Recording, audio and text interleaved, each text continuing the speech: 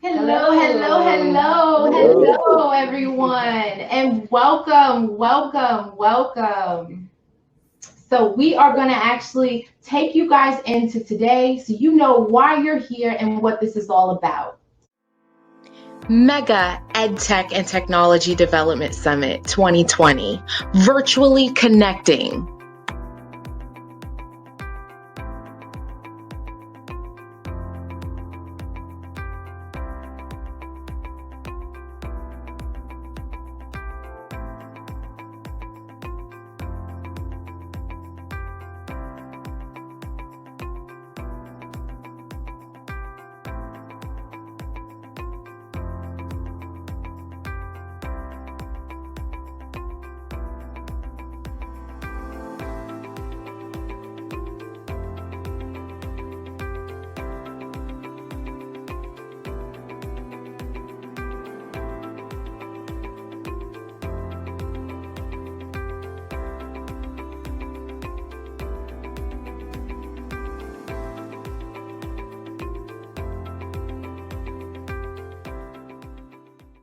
Thank you all for coming out to MET's 2020 MET Summit. Thank you all for coming out. And today we have our speakers, and we would love to introduce them all. Welcome to LeSuite LLC's first Mega EdTech and Technology Development Summit. This summit is addressing some of the most controversial topics in education, and we want to thank you all for coming out. We would like to start off by introducing our innovative speakers helping shape the future of education. Our first speaker is Steve Mithril, EdTech leader and innovator addressing new opportunities technology has introduced to education. Our second speaker, we have Sharia Hutta, EdTech leader and startup mentor addressing augmentative technology and why it is so important in educational development. Then we will hear from Oludosu Tiebo, CEO and co-founder of Analog, addressing how data security is affecting our educational development. Addressing traditional Montessori schools transition to digital learning, we have Good Winning, CEO and CTO of the Digital Schooling Company. Our last speaker will be Dr. Joseph Petrino, addressing building solutions for the future of technology, development, and EdTech. This summit is brought to you by LeSuite LLC and the host for METS 2020, Taylor Lee and Cynthia Sweeney, founder and co-founder. Thank you all for coming out. And today we have our speakers, and we are so happy to have you all today. So we would love for you guys to engage. Make sure you put your comments as well as questions in chat. We're so happy that you guys are here. And we are going to take it off with our first speaker, Steve Mithril. And he is an IT and EdTech digital leader. And he is going to take off. What are some of the great new opportunities that we all are, experiencing, as well as opportunities that are coming to us in education and technology all together? Come on, Steve, come talk to us. How are you, everyone? We would love to know about you. Please introduce yourself, so we can get to know you, and then we'll dive right into your topic. All right. So I started my career in EdTech in charter schools, and that was about 14 years ago, doing IT infrastructure, building charter schools between New York, Connecticut, and Rhode Island for over a decade, serving over 12,500 students at that time. Wow.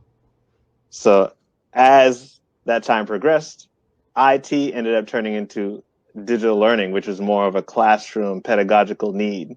So then I learned about that, and I was able to grow with that, and I ended up becoming a digital learning director in my charter school. Wow. So that's this space that we're in right now. EdTech 14 years ago was a burgeoning environment. Now it's the only environment we know. Exactly. That's all we know, And I know one thing about you, we all up here, we know one another, and that's very important to have a summit where, we all have professional expertise in a like area. So, I know you have children, and how is it actually dealing with, the opportunities that are arising, as well as you having kids, in a time like this? So I will first start off by saying my family, we're fortunate. So we have two EdTech leaders in the house. So both myself and mom work in education, both in EdTech. So this is like a, like a super packed household in terms of the COVID prep. And I know that's not everyone's reality. So that's why we have this poll up. I wanted to understand in the audience, how many of you have children who are doing hybrid or remote blended learning right now? And another question would be, how many of you are also educators? So doing that balance between being an educator, working in school, having your kids take school online, remotely, or in a hybrid environment, making that all work out seamlessly. For myself, the challenge has been that my daughter, Luna, is starting kindergarten. So this is her first exposure to school. Wow. Oh, wow. To the school world, and it's this environment. It's different. It's an experience that none of us have experienced. And it's kind of crazy, the fact that, we actually have to kind of teach the kids how to kind of deal with it.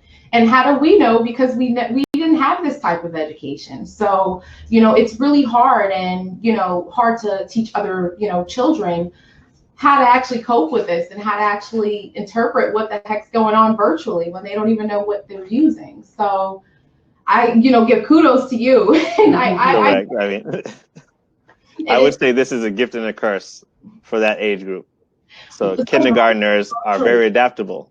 Yeah. So it may be the case, because she loves remote learning right now, that when she goes into the classroom, she's like, what the heck is this? Yep. It may be flipped. Now you set the bar here, and now you have an entire generation of students that are going to go into in-person learning, having had their first experience be hybrid. Wow. Yeah. But it really can change just the whole way, the student wants to learn, and I 100%, especially with them being so young, how do you make it fun and make it engaging for them to want to learn, and want them to even understand that the opportunity is kind of at their fingertips, but they just don't know how to use it. So, it really comes into play of, what do you teach the student, and what are the opportunities that are actually given to them, or, that we can actually say are available in education, for them. So it really boils down to the educational experience and what they can actually use for them and what they like. So I just think this is, really important for us to dive into the opportunities that, technology has offered to education, and why it actually has offered so many opportunities. Even though we have those pullbacks of course, there's the lack of manual given or instructions given on how to use these softwares. But what are some of those new opportunities that you would say as a parent that it is introduced to education? So as a parent and a technologist, and someone who works in K-12 for all of this time, and someone who is on the vendor side supporting schools delivering software. So now these vendors are also scrambling. They have opportunities as well. Like, you've seen the growth has been tremendous. When COVID hit, it was an immediate flip, and people were trying to get software out and set up for schools at an insane pace. So I would break down the opportunities into opportunities for students, opportunities for school leaders, opportunities for the teachers themselves. So for the students, so I'll use my daughter as an example. It's as if she has an individualized learning plan, something that may not have existed in an in-person environment, depending on the school structure. Absolutely. But what the technology has been able to do is allow her one teacher to deliver lessons to a large group of students across the city. And that one teacher is doing this across all schools. Wow. In an in-school environment, this may not be possible, but you have a very strong teacher who's very adept, nimble at using these tools, and is able to engage kindergartners, do breakout lessons, do one-on-one lessons very frequently, and do quick one-on-one assessments. And a lot of the content is offline work. So the other opportunity here is the opportunity to engage the parents in the learning. Absolutely. So we are engaged. Like, at a kindergartner can only do so much.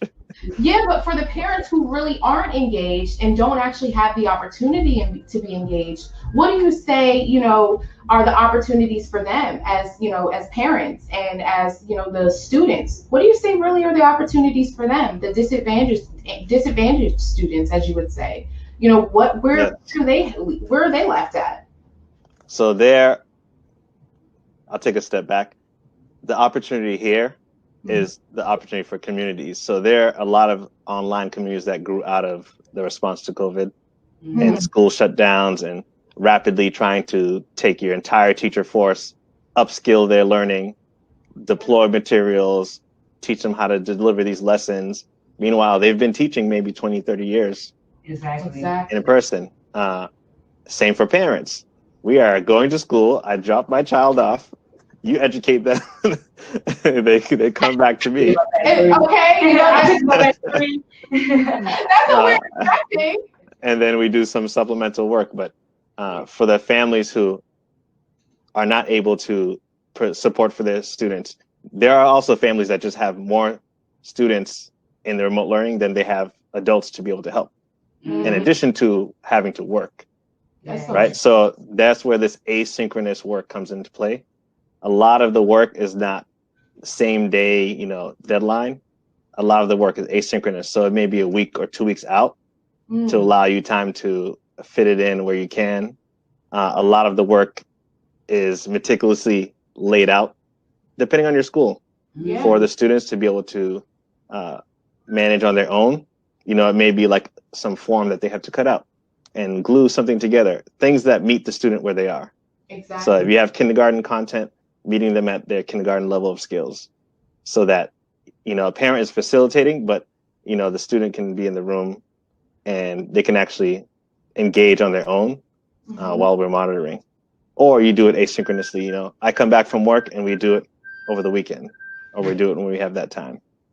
But there's definitely challenges and opportunities available right now. I agree. And, one thing I would say about the opportunities is there are a lot of disadvantages. One disadvantage that I've actually spoke with Cynthia and myself, we actually spoke with, a professor that we know, and he really spoke to us about something that we never even thought about. What about the students that actually don't have, whether it's computers or Wi-Fi or any of that, to be able to actually get the learning education, the remote education experience, or just learning experience in general, to pretty much move forward, to participate in classrooms or with the rest of the kids. Some people are very disadvantaged, or there might be one laptop to 4 kids, and how can 4 kids share one laptop? And when they all have same, hour class. Correct. So what are some things you might say we could probably implement at a moment like this? So I'll speak about two different angles of this. So when my school shut down, I did not know that the asynchronous and the software platforms that we were putting into place were going to enable us to deal with that during COVID, but they did. So we had fully cloud-based learning platforms that were set up. And then when COVID hit, we were able to say, well, we're short this many devices. And, the shortage was worldwide. So we need to find something that's going to work on a phone, or something that is going to be a packet that we can do offline and still get the same experience. So we did fully cloud-based programs that worked on all devices, because a lot of the limitations are parents at home without, like you said, Chromebooks, iPads, and you could not find them. Go out today and try to find a Chromebook. That's what I was telling you. And Wi-Fi, there are tons of ISPs that stepped in and provided free Wi-Fi for families, but we also subsidize Wi-Fi for families. So we reached out to organizations like Kajit, and there are other organizations like that around the country, where you can rapidly send out, like via FedEx, a hotspot home, and the school can pay something like $10 a month for Wi-Fi access for that student.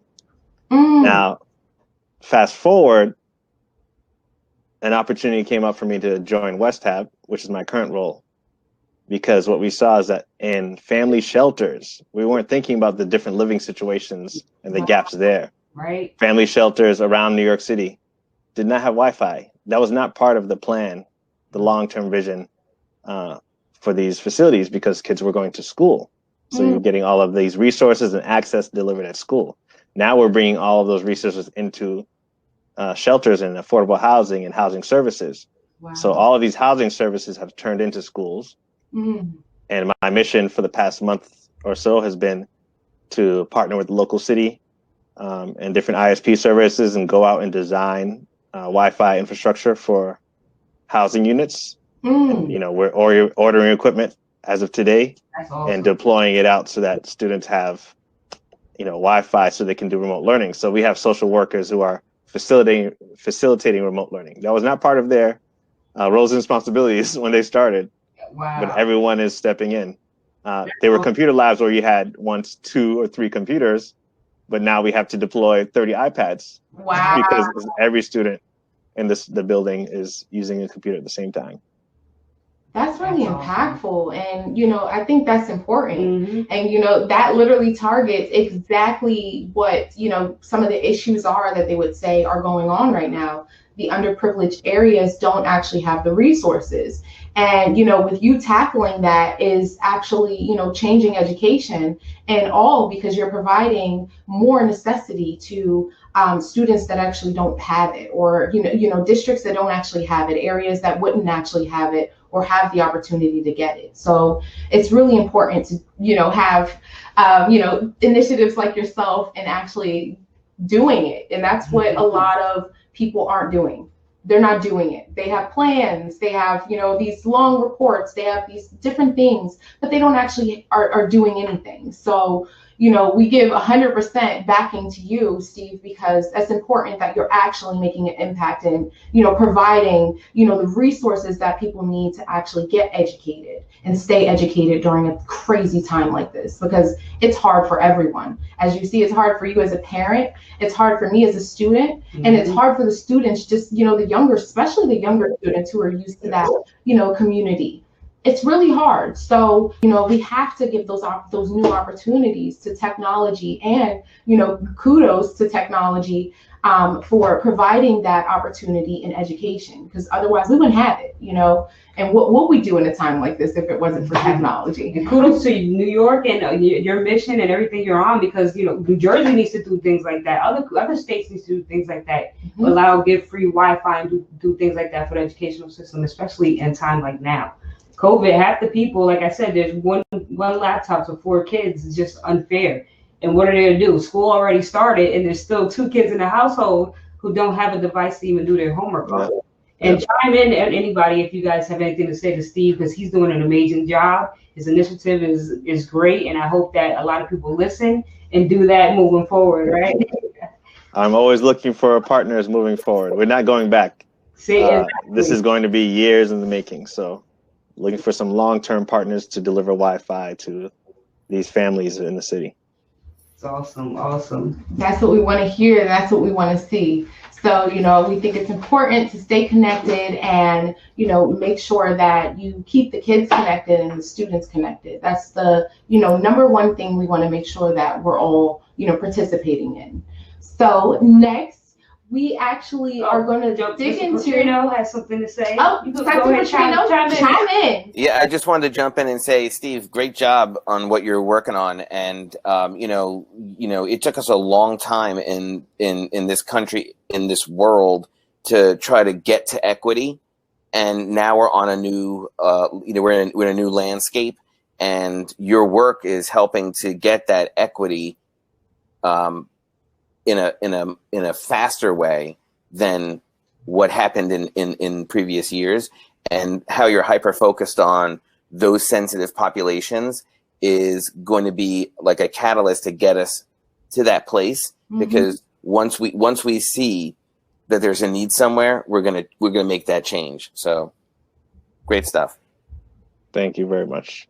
I agree. And that's what it's all about. You know, it's really about changing the whole dynamic of the way we do things and making sure that we're actually doing things that are actually working and being impactful. And of course, with change, the main base is going to be how to even allow people to have the opportunity to connect and be able to attend classes and courses online. And starting it off with just allowing Wi-Fi to underprivileged and, housing shelters and all these places is the best place to start. Because then from there, like Dr. Petrino said, you're going to grow, you're going to scale up from there.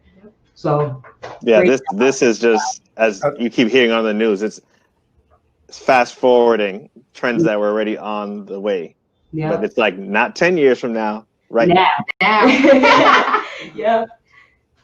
Yeah, I think that's one of the most amazing things from the work you've done, really, is the fact that you had that foresight, right? That it was already coming. So you were able to weather the first level of the storm, which was like, can we get those who are privileged enough to have at least some level of equipment, can we get them ready? But the important work is actually accounting for the person in the back, right? The ones that the broad policy doesn't always get to. So that's important, and definitely as my team, we have a team in Africa. We can definitely use some of that Wi-Fi spreading that you're doing. So we could use some of that, but providing an opportunity for those to get connected, that's very impactful work. So wonderful. It really is, and it's really important, that his efforts don't go unacknowledged. And I appreciate all of you guys for stepping up, because that's what it's all about, the community coming together, with the same initiatives to accomplish the same goals. So that's everything. So again, shout out to you, Steve. Shout out to Steve. But Steve, I'm not done with you, because I actually have one more question for you. Because, one thing that I experienced, especially as, a cybersecurity engineering student, is, the challenges with actually the softwares and different, technologies that we have being actually useful in a time like this. There's millions, okay? But are they actually helping me? And am I learning and interpreting? No. So how do you feel actually about, these new technologies and all of these new technologies being so here, and there's no one that really centralized works, does everything we need? It is interesting you say that. If you look at anything like ISTE from 2 years ago, or an INACOL conference, or anything like that, 5-6 years ago, or even a decade ago, we were talking about how do we get these systems to play nice with each other. Mm-hmm. That concept is called interoperability. Every single EdTech company wants that. But the thing is, we are the United States, and in the world, every province, jurisdiction has their own sort of standard or format for data and structure. Agreed. So it's about agreeing as a community to a standard. So there have been standards out there like LTI, learning tools integrations, and things like that. And these are the things that I worked on when I was at a EdTech vendor.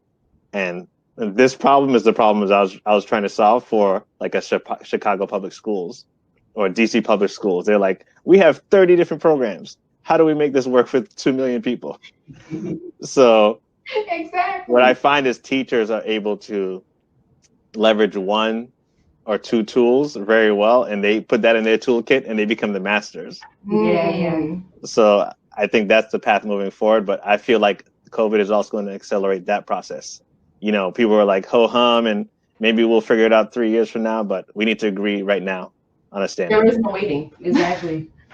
The waiting is over. The waiting should have been yesterday, done yet, taken care of yesterday. Also, along with that, what would be, in like New York, for instance, you have like 1.2 million and 1.1 million students. Like, how do you even make sure the curriculum and everything could stay the same in a time like this? Like, how can you make sure that the school around the corner or down the street and the school, up the block, their students are learning the same thing, or at least on that same curriculum? That answer I do not have. So that's the thing. I'm the Wi-Fi. I mean, that is something that we're figuring out. But as you'll see, if you go through the city, different networks of schools have standardization or some way that they're trying to deploy learning in a standard way. And especially now, it's more critical, to your point. If you're delivering the lesson now to 3,000 students, and maybe you have 2 or 3 teachers that are able to, deliver math or something. We're also dealing with a teacher shortage. Yeah. So now it's like standardization, communication, transparency. All of these things are key at this time, as opposed to, before when it was in person, you could have some more nuance. You're like, missing so-and-so teaches social studies in this way. And then that would change and vary across 30 schools in the district. So now we just don't know, and the decision makers just don't know either. So now we're just stuck with. When question gets answered, I don't know, Steve, did you get a chance to see that? The question was, where do you get the resources from to accommodate the emergency need to establish equity in all communities? Great question. Thanks, the resources, there's always people who say I have a connection. I know a person who knows something else. It's the online communities. I know Sharia. And if you follow her when she speaks, she publishes all these resources online all the time. So it's things like that where I go online and I ping a friend and that friend pings a community and I say, I need hotspots in New York City right now. How do we get this? And it's hundreds of people in a feed that are saying, well, I know a guy who does this, that, and the other, and that's how you communicate. And it's happening across the country. You're texting right now, and I'm texting schools in California to see how they're responding to the situation. And then they're connecting to resources. There's no one expert. It's all a we. We are part of this. There's no one individual that's going to solve it. It's all of us. It's a team effort. It's all of us. If people don't realize that, you're going to be in for a rough ride. If you don't, you're in the wrong everything. You're just in the wrong zone because, we all have to stay connected. And that's literally, the only way we're going to accomplish this whole entire, pretty much, what's going on, because nobody knows what's going on and it could tighten up for all we know. So we all have to stay focused, stay connected, and make sure, we stay educated. And the only way we can stay educated is right now utilizing technology. So we have to make sure that we keep our minds together and really help innovate it and make it better. So that's what this is, all about, us making educational technology experiences much better. Because, of course, there's tons, but we need them to be good and actually working for, the benefit of us learning. So, I thank you so much, Steve. It was amazing, hearing from you and hearing your impact and how you're literally just taking over the Wi-Fi, for underprivileged areas. It's really important to, make sure that we're all targeting, impactful things like that and actually making a change. So kudos to you again. And, I think it's just amazing. And, there is a kind of tie between, where the underprivileged areas don't have the resources and where there are some students who are unfortunately have learning disabilities and they really don't have the tools that they need to actually, bridge that gap of education and using the technology. It's, harder for them to actually have those experiences and harder for them, to actually, learn that way. So one thing that, we always say that, augmented technology is very important for us all to take an accountability because it helps, so many different students and so many different people every single day. And the technology portion is, of course, it's newer because it's a lot newer because we really didn't think of augmented technology in depth of learning and education. And we really didn't, go in far of that. So one thing I know that is really, impactful is when, VR and different things like that are used for, teaching different experiences and having a student in a different experience. I know that's who doesn't love that? I know I love it. Video games, gamification, that whole thing is very important for us all to, pretty much gaze into and make sure that we utilize it so that we actually interpret things. So I know one person who can take that into, heavily and, Sharia, She is literally, all in tune with EdTech and augmented technology. And it's important for us to hear, professionals actually on the back end of what goes on and how they actually, pretty much get this going for, some people with learning disabilities, because that's really important, and it's really impactful to have someone that is also thinking of those learning experiences. Sharia, if you wanted to come up and introduce yourself, we would love to have you. Hi everyone. Thank you all for being available on a Friday. Appreciate it. I think augmentative technology can be really vague sometimes, but I'm happy to kind of give a brief overview about myself. I'm a former teacher. I used to teach high school kids with learning disabilities, from like ADHD, dyslexia, auditory processing, and a lot of students aren't diagnosed. A lot of adults aren't diagnosed. So I think my background in school, I did speech and hearing science, and then I fell in love with the idea of leveraging tech to help us communicate. Didn't know that was a thing until I actually started teaching as the head ed tech specialist. And then from there, I started working in the corporate space of ed tech, because I saw there was a need of educators to have roles of impacting the decisions on the products, right? Yeah. How is someone going to build something for students if they've never sat in a classroom before or built out a curriculum? You need to have the people who are making decisions in the classroom be involved. So that's why I transitioned over. And some of the really cool things I'm seeing is how AR and VR is used, but I think it's important that whatever you design, you make it for over a whole population. So let's say, for example, a lot of, let's say, PowerPoint presentations or video games you have for educational content, right? You want to make sure that the people that you're building this for, how many people are colorblind? You can't build something and lose a whole population of kids and teachers and parents who are colorblind, and they can't differentiate what the directions you're giving them. Right? Yeah. Same thing for kids and adults who are blind. How you create a keyboard that has Braille on it. If these students are online now, what are some things, the visual cues they're going to be looking at? So you need to, so there's billions and billions of people who are, who have learning disabilities and folks who aren't diagnosed. And one thing I want to share is I didn't realize I have, which you'll probably notice midway, that I have ADHD, but I found out about it 3 years ago. And I only found out after I left the school space, because my role was, I'm working with a bunch of students with ADHD. Let me build a curriculum that works. We're going to have classes in a coffee style method, which means you don't need to sit standard way. I'm going to have tea. We're going to put music on. Let's just make it very informal. So that's always worked. But when you move over to the corporate side, you don't have that flexibility. And that was maybe a few years ago. Now we're more flexible because of remote work. Yeah. So I think, making sure whatever environment you're in or whatever product you design, it's catered to your audience, your people. So AR and VR work, we don't realize that a lot of kids who do have, let's say, who are even on the autistic spectrum, can find this in an immersive way. And what does that even mean, right? Can we afford AR, VR products with kids with disabilities? Do we have to add additional features? Yes, you do, but I think with a limited amount of money, you can still be very creative. So an example I'll give is when I started teaching, my main focus is to make sure my teachers were comfortable with tech. So how do you do that? You got to build a relationship. So I was actually on I decided to go to Costa Rica on a trip, but there's schools in Costa Rica. I'm going to use this as an example. So I spent most of my trip going to schools and an orphanage with a cardboard VR.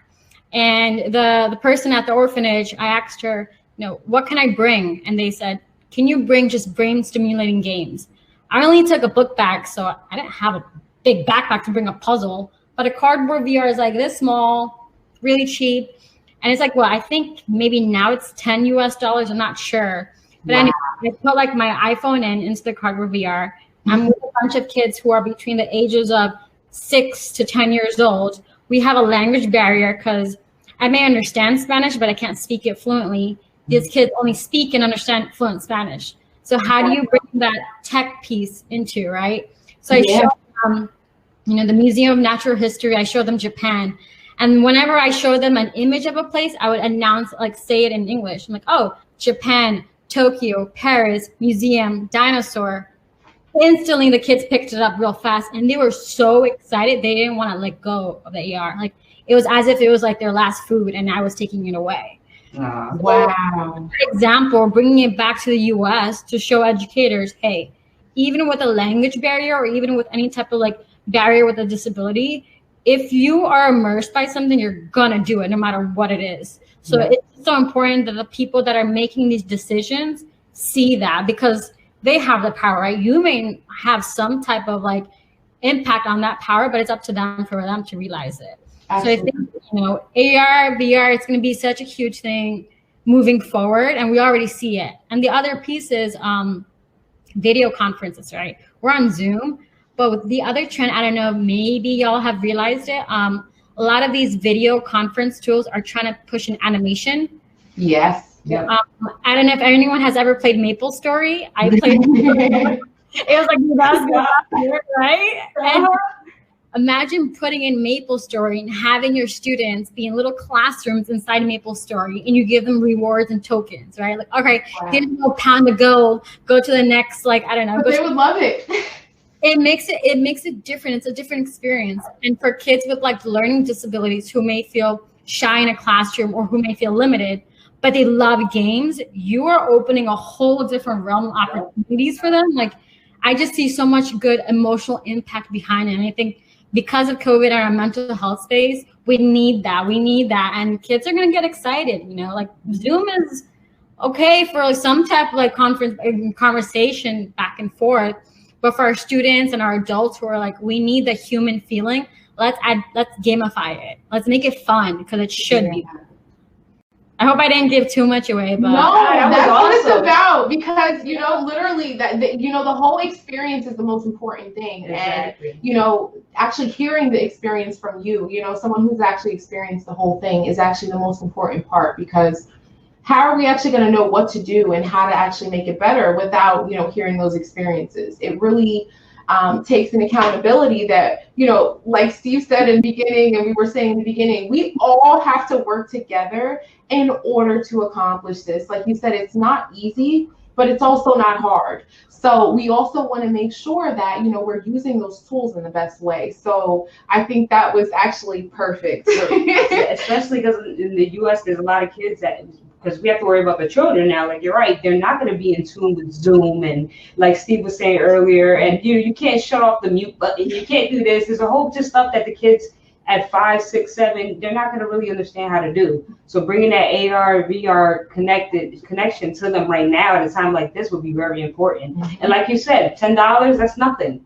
That's nothing for the school. I mean, like, if your school can afford like an Oculus, great. You guys exactly. Right. But I think the initial experience just to have that, right? And I think it's interesting to see the generational changes. Like, you know, I say, like, let's say I'm a millennial, whatever. Mm-hmm. But in our generation, we're going to do it. We're going to take the action and do it, and we're going to ideate. The generation after is we're the creators, and the generation after is we're the entrepreneurs, the creators, and the doers.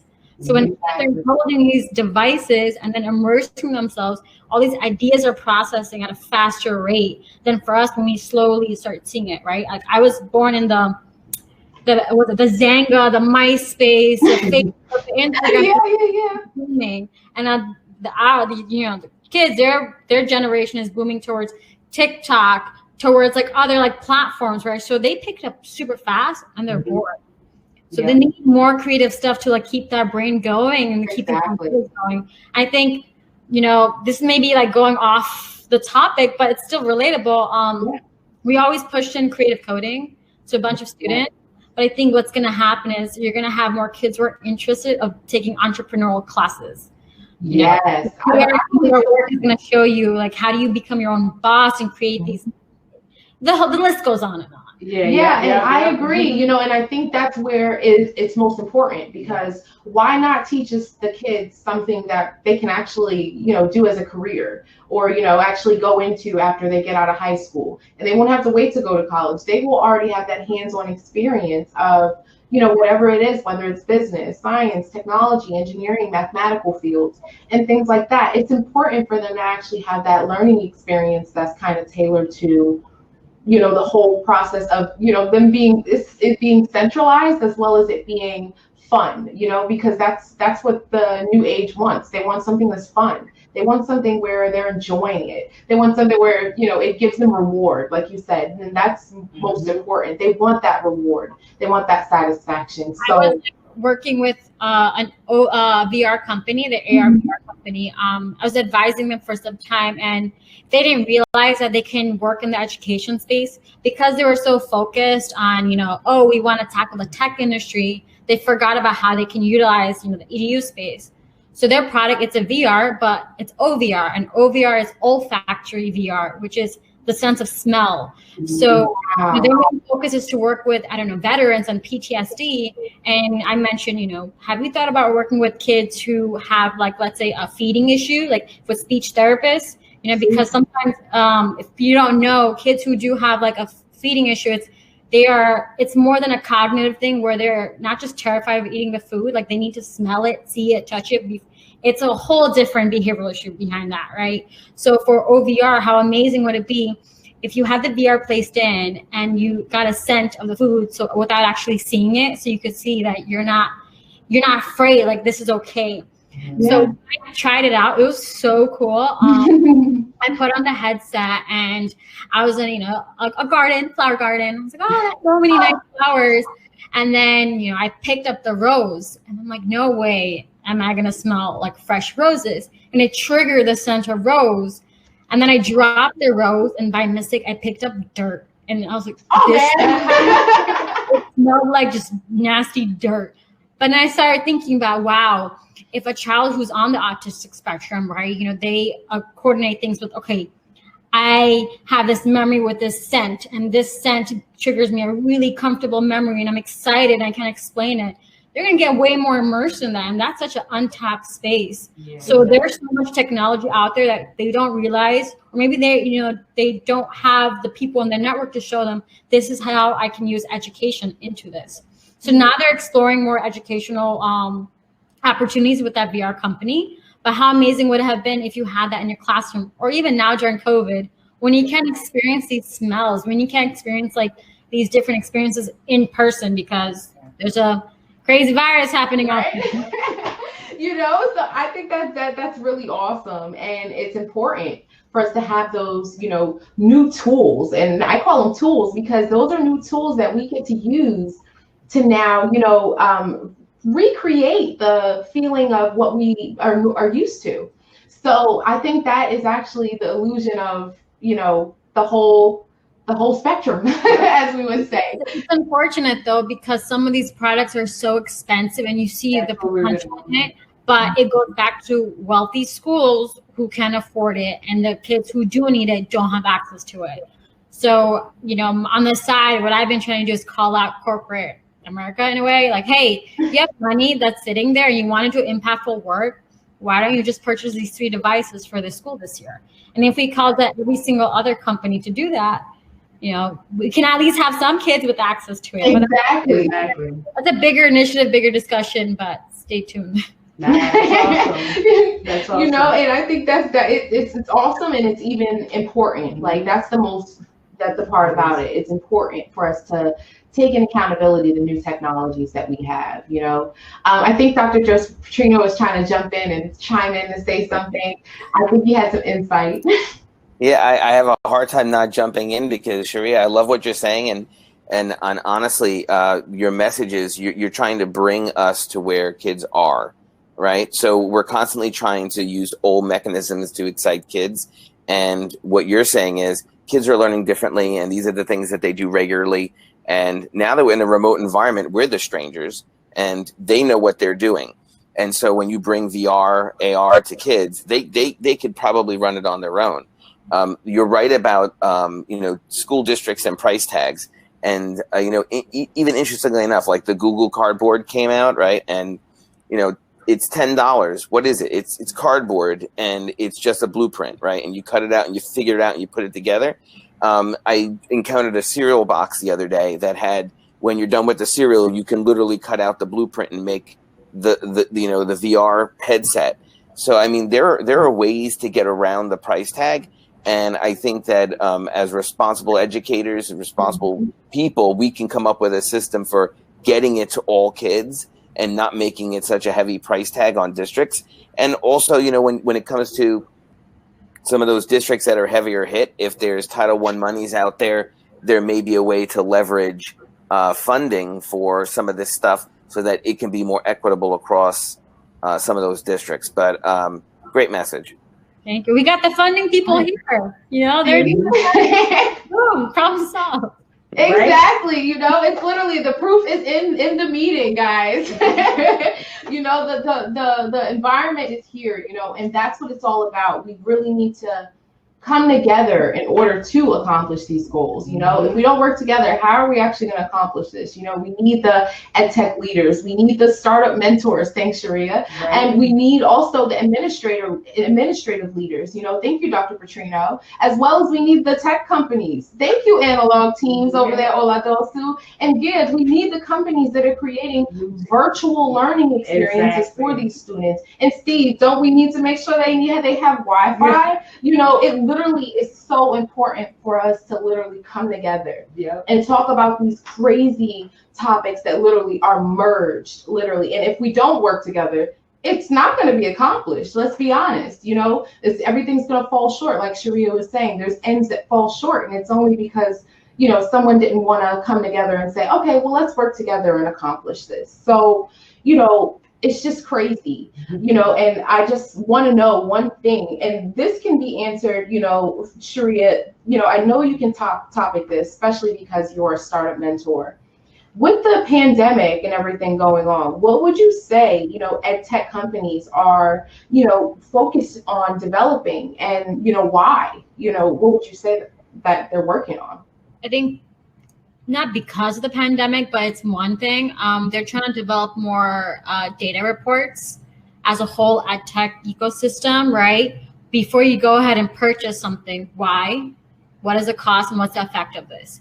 Sometimes these tools get super exciting and a teacher gets like, you know, celebrity lights, like this could work, do this, and all these, like, you know, sometimes ed tech turns into an influencer market. So I think it's important that, you know, the people who are buying these products are well aware how this is going to impact their district, how this is going to impact their 5-year goal, not just because of the pandemic. What's going to happen 5 years from now? Am I going to use this 5-6 years from now? No. Am I just going to use this for this year because there's certain situations that's just present this year? So right now, there's like an initiative called Project Found Ed, where they're connecting with a bunch of ed tech founders to create an open platform that just showcases their data from each organization. So let's say, for example, Steve and I, we used to work at BrainPop in the past. Let's say BrainPop and I don't know, Nearpod. Nearpod is another platform. BrainPop and Nearpod show to the public, hey, here's the data behind each and one of our features. This is what the results are. You know, I think it's important to get access to that information, because once you have access to those data points, you get a better understanding of what is working and what you should just not, you know, go back to. Right. And I think the other downside, the thing is, because of COVID, a lot of investors have seen the value in investing in an ed tech company, and more entrepreneurs are trying to create products. So it's just become such an influx market. Like everyone's trying to create something to solve, like, you know, the world problem. But is everyone doing the same thing? Same thing with Juno, Via, Uber, Lyft. Like we can't have multiple ones of that because there's going to be like a downside. Yeah. So right now, it's like trying to, like, I think entrepreneurs and educators are all trying to work together while practice managing, right? Exactly. And schools don't really have a good understanding of, hey, should we open next month or two? The schedule is off. Yeah. So if the school schedule as a US it's confusing, that means businesses are going to be confusing too. Exactly. If education is impacted, everything else is impacted. So I think right now it's just trying to work together and make information more transparent. That was perfect. Yeah, you know, that literally hit it right on the head, because, you know, and a lot of people aren't paying attention to it. And, you know, what you just gave and you're helping startups is what the districts need to know. You know, the districts and the educational commissioners, they need to be focused on these things. You know, it doesn't just need to be the ed tech companies. It needs to be the ones who make the decisions, you know. Full transparency, like you said, full transparency both ways. Mhm. With that being said, you know, with having full transparency, there should be no reason why you can't get a room full of people like how we have right now to have a conversation to literally implement each and every one of these steps. Right now, with everybody here, we could literally put a plan together with no problem. So it's that simple, and it's just having a conversation. And sometimes we need to shake the room to make everybody sit down and have this conversation. Yeah. I think it's transparency makes people uncomfortable. And that is why so many businesses have gone down, because they haven't been transparent. There is no accountability. The deal now has accountability. Like, hey, if you don't do this training, these kids aren't going to be able to log in. The parents are going to freak out. Yep. Do this training. We had COVID lockdown in March. Do this training in March, although you had 7 years or so to do online transitioning. Yeah, exactly. Like, we know how it's going. So I think accountability is just going to be thrown for every single industry out there. Like, you're going to have to talk about what's happening and communicate that. If not, this issue is going to arise. Yep, I agree. And, you know, someone in chat actually said, you know, this is why, you know, kind of COVID-19 actually provided us with the opportunity to kind of innovate our education. And it really did, you know, and it gave us the opportunity to realize that we can use different tools and resources to innovate education as well as make it a better learning experience. But now we've got to work on creating a better learning experience and learning useful tools, because, you know, some curriculums, is it still useful? Are our students going to be able to use it in actual life, whether it's in business, whether it's in school? Are they actually going to be able to use it? No, because I don't even use half the stuff we learned in school. So, you know, it's you know, there's some things that we can kind of swap out and enhance. And it's important that we all dive in from different aspects, whether it's the tech tools, whether it's the internet, or whether it's the VR learning experience, because that's a whole different thing. And it's important to have something like that, because how am I going to have a computer lab now? Or how am I going to have a scientific lab? That's important. You know, I need that. I'm used to going to the chemistry lab and, you know, playing with the things. So now we can't even touch anything. More than two people can't even touch the same surface, you know, when you go somewhere. So, you know, it's important for us to have those new features and for us to speak about it and speak about how we can come together to enhance it. So I just love that. Steve and I have a mutual friend, Kwaku, who is like the director of innovation at a school in San Diego, and his main niche is AR, VR. But he does a conference specifically just focus on that. But what's interesting is the conference is students create their own AR and VR games, and then they present it rather than AR, VR companies presenting themselves. So what's now more so, it's not just the product. Like, we're not just talking about AR, VR. Hey, let's do it in a classroom. What's happening is students are creating their own AR, VR creation, so that way that can be used. So before it was always, let's focus on the product and how it's used. Now it's more so kids are being in charge of creating their own simulation to do it. So you're learning team building, you're learning these leadership skills, you're learning soft skills and technical skills. So many things are being taken care of in that one piece. And I think it's really showing like workforce development. But what I'm more afraid of, I'm not afraid of students not having access to it. I'm afraid of the older generation being left out. If kids are building these things, they're so immersed in it, does that mean that, folks who are 30, 40, 50 plus are not going to understand this information or not be part of it? We should bridge that. So as we're focusing so much on students, adults all fall under EdTech too. It's not just K to 12. I think sometimes we talk about EdTech as just kindergarten to 12th grade, but there's also higher ed and adult learning. Exactly. Jobs have been eliminated from that space. So I think AR, VR can play a role in professional development, doing training at home where these adults are able to immerse themselves in these digital skills. Where sometimes, let's think of families who come from minority backgrounds who English may not be their first language. How cool would it be if a parent who comes from, let's say Nigeria or India, where, they're hearing in their native language these skills. You're like, oh my God, this is kind of cool. I'm talking to folks in my homeland. Exactly. Like that's such a missed opportunity. So hey, if anyone's attending this, want to create your own product, like I'm happy to like guide you through it. But there's so much opportunity in that space because we're virtual.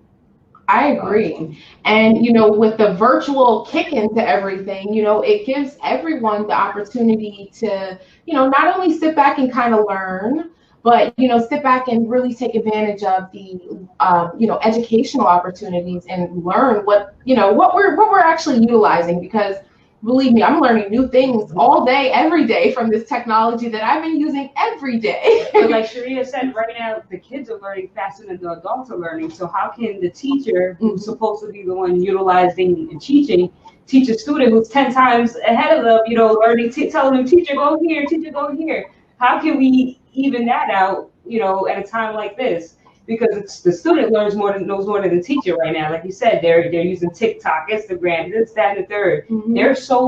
They're catching on technology so quickly, but the problem is they're learning the wrong things, and the teachers aren't catching on as quickly as well.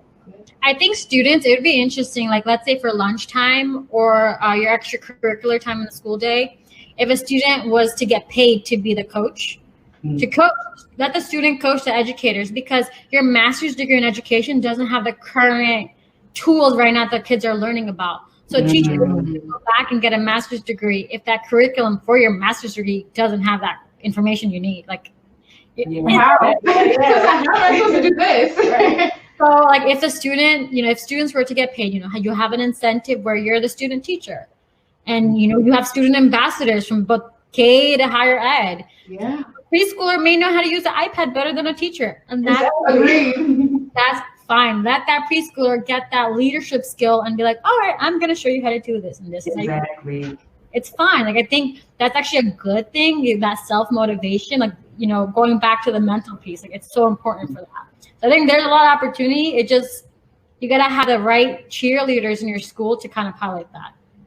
I agree. And that's what the important part is, making sure we have those cheerleaders, those mentors, those, different leaders. I have a few mentors on this call right now. So, and future mentors, I'm sure, there's always a new mentor. I'm sure all of us have tons of mentors. So, it's important for you to have that structure, as well as those leadership team, as well as that boost of, encouragement to say, yeah, you can do it. And yeah, you can be a leader. So I think that's literally where it all starts, coming together, as I always say, and making sure that everyone has the same goals. So, we want to throw everyone up and, have a nice round table, round table talk, guys, because here, we're really talking about pandemic, and we're talking about technology and remote and learning. So we want everybody to dive in with us and really dive into,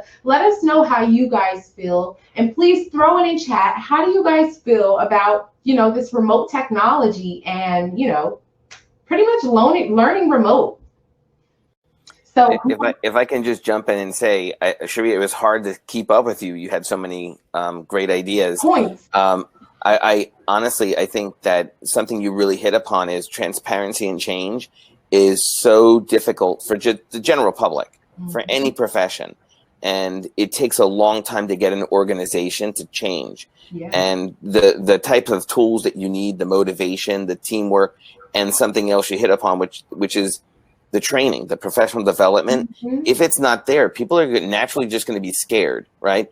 Even the kids in the system, we're talking about schools, they're scared. They don't know what we said on, for us, it was March 13th, we're going remote. And what did that mean? And so kids had to figure it out. And there were some schools that were designed better and better off. But there are a lot of kids out there struggling because they didn't know that they would have to wake up in a house by themselves and figure it out and, get up and do this thing. And they didn't know that the district might issue a Chromebook, or they would have to use their mother, father's, grandmother's phone to access school. Yeah. So this was a scary, scary time. And that was the spring until the end of the school year. We had a little reprieve in the summer. Now we had a chance to organize, right? We had a chance to come back and create a better plan. And we were trying to make it, I think, more predictable and reliable. But we're still not there yet. And everything that you were saying are all the elements that need to be factored into making sure that kids are engaged in their learning, because we need their motivation, because without it, then you're going to be the teacher on the other side of the screen trying to virtually push this kid to get some stuff done. Yeah, and the thing is, a lot of teachers, if their principal says, hey, if you don't do this training well, I don't know if you're going to have your job next year. So the teacher, damn, I need to make sure I can show proof that the students are logging in, that they're present. Because if I don't show it, then my job is on the line. So it doesn't come down to, hey, are the students engaged? It comes down to, do I have a job right now to support my family? I need to put that first. Right. And Steve, you're in the charter school world, so you know that it's a little bit different than, when you have tenure as a teacher and you're looking for multiple evaluations and they're coming up with a system from the state to do this. In a charter school world, it's like what Cherie just said. If you're not doing your job, sayonara. Toodaloo. And I think that's just the craziness. And that's also the scariest part, because the teachers have to, it's like a do or die now. I'm going to just check off that the student's here. And, unbeknownst to the student who's not getting educated at the moment, because all this is new, they're getting marked in as they're here and they're punctual and they're passing. But there goes that, I'm afraid to lose my job and I don't want to, I'm going to say the kid's here. It kind of puts that, so you want to make sure that the end user is getting the tools and, the knowledge they need, just because, the school said the teacher's afraid to lose her job. You have to have that balance, And I was talking to a friend with that. Like this summer, I guess, not this summer, around, like I would say April, a friend of mine, he does professional development for schools all across New York City for the public schools. And he asked me, hey, can you help me do this training? It's going to be for 2 weeks. So then in the training, I noticed some teachers, like the teachers who are like really resistant, they did the morning training. And the teachers who are really tech savvy, they did the afternoon training. And then all the morning teachers who were not tech savvy would text me privately saying, hey, can you show me this again? Like, well, it's 9 to 5. I mean, I can. I'll just do weekend office hours. So on Saturdays and Sundays, I did from 12 p.m. to 2 p.m. for teachers who are really afraid of losing their job. Like, all right, here's what you're going to just need to know, the main points. And that made it better. But if these teachers feel like their jobs are fine, no one's really hounding them, and then they realize when contracts come up, they don't get one back, that's a scarier fact, right? So I think schools had the bandwidth to do office hours. If we did it from the lockdown initially in March to now on Saturdays and Sundays, more teachers would feel more comfortable. So I think that was necessary. Office hours, what? After hours, what? And now look, you're going back to remote. You got to for teaching back to school, and now you're going back to remote. Yep, and we're going into another lockdown. Some places are already locking down. Majority of the kids are back at home, learning from school, and so that teaching the teacher is really going to be, and giving them the tools that they need is really going to be the biggest part in all of this, really.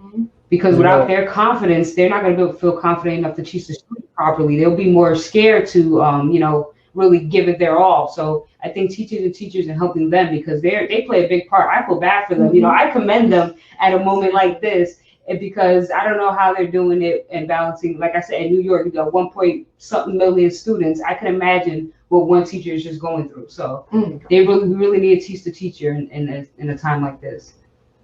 Super training, as we call it. Slightly in the EdTech world, and in education in general, I'm kind of the concept of this is probably the greatest thing that's ever happened to education, right? It's the worst in the moment, but it's one of those things where probably over the last 100 years, education has been so stagnant.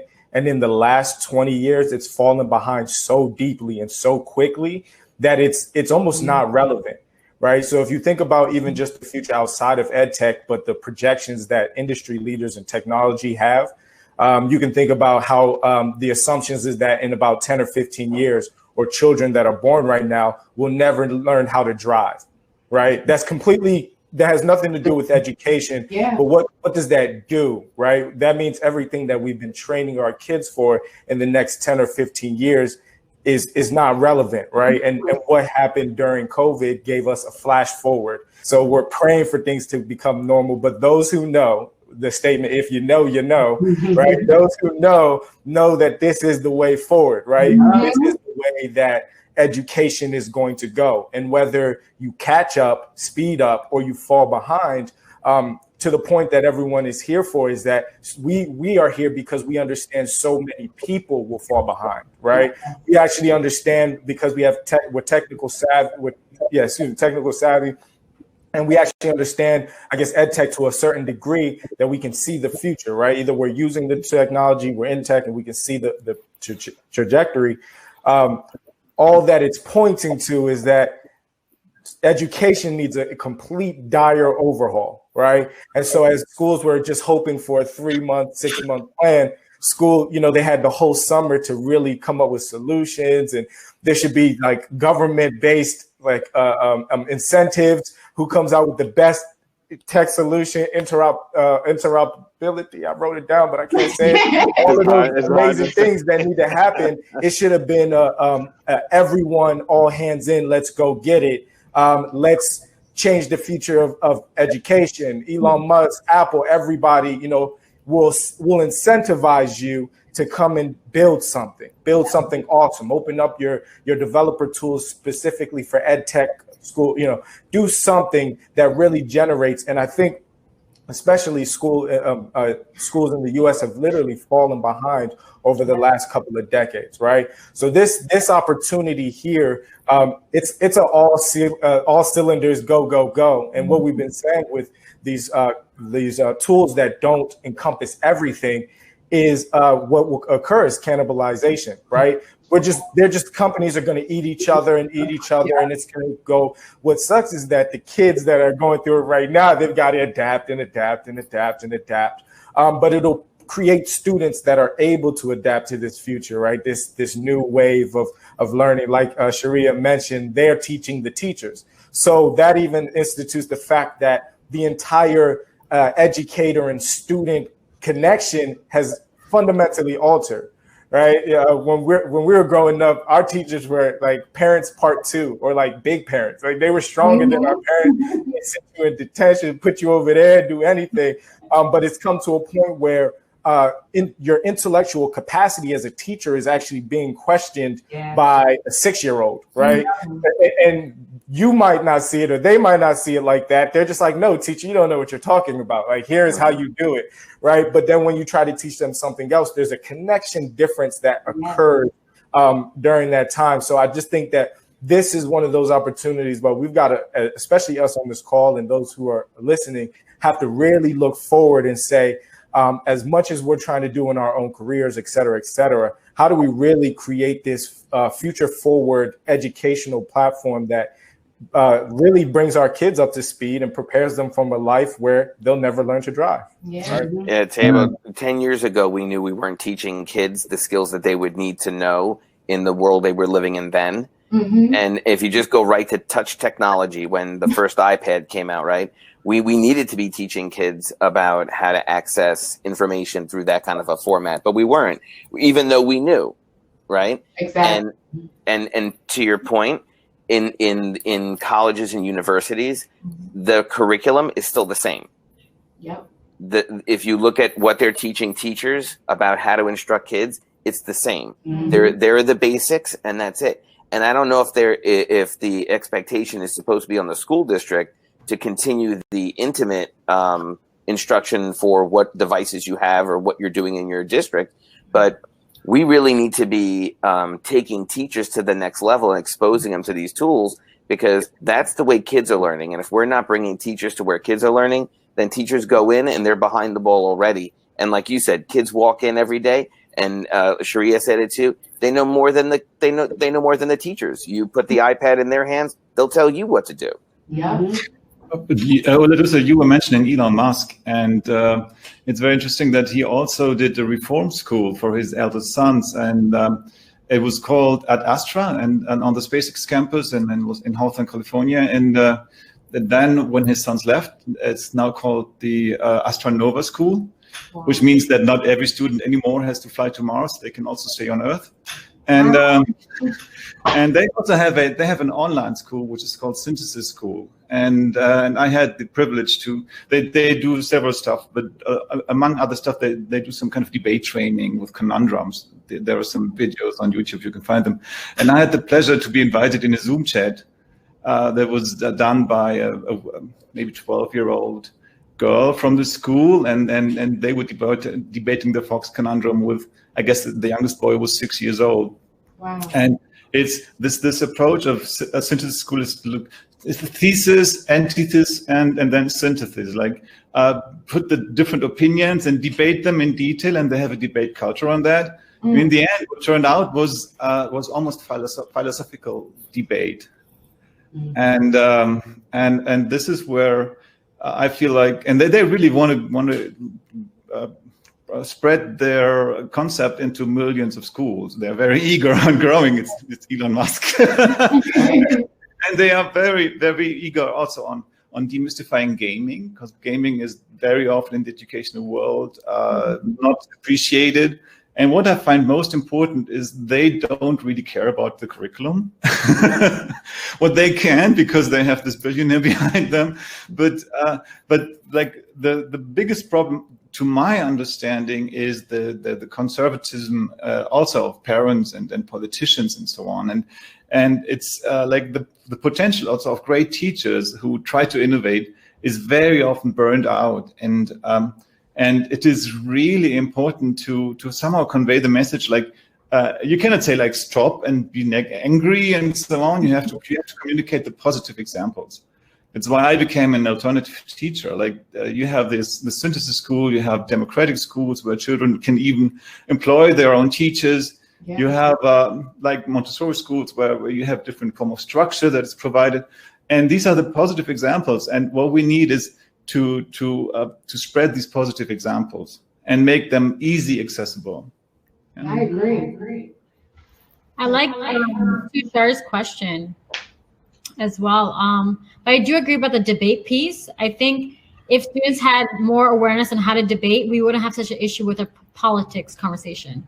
Adults don't know how to debate really well. She went there. We've seen it now. I went there. We've seen it now, right? So the kids have the understanding, oh, this is how I can have a conversation on things that I don't agree on. It would be less hostile, right? But anyway, Tushar's question kind of stuck out to me. He mentioned, with more and more virtual teaching being done, how essential is it for video functionality to be present?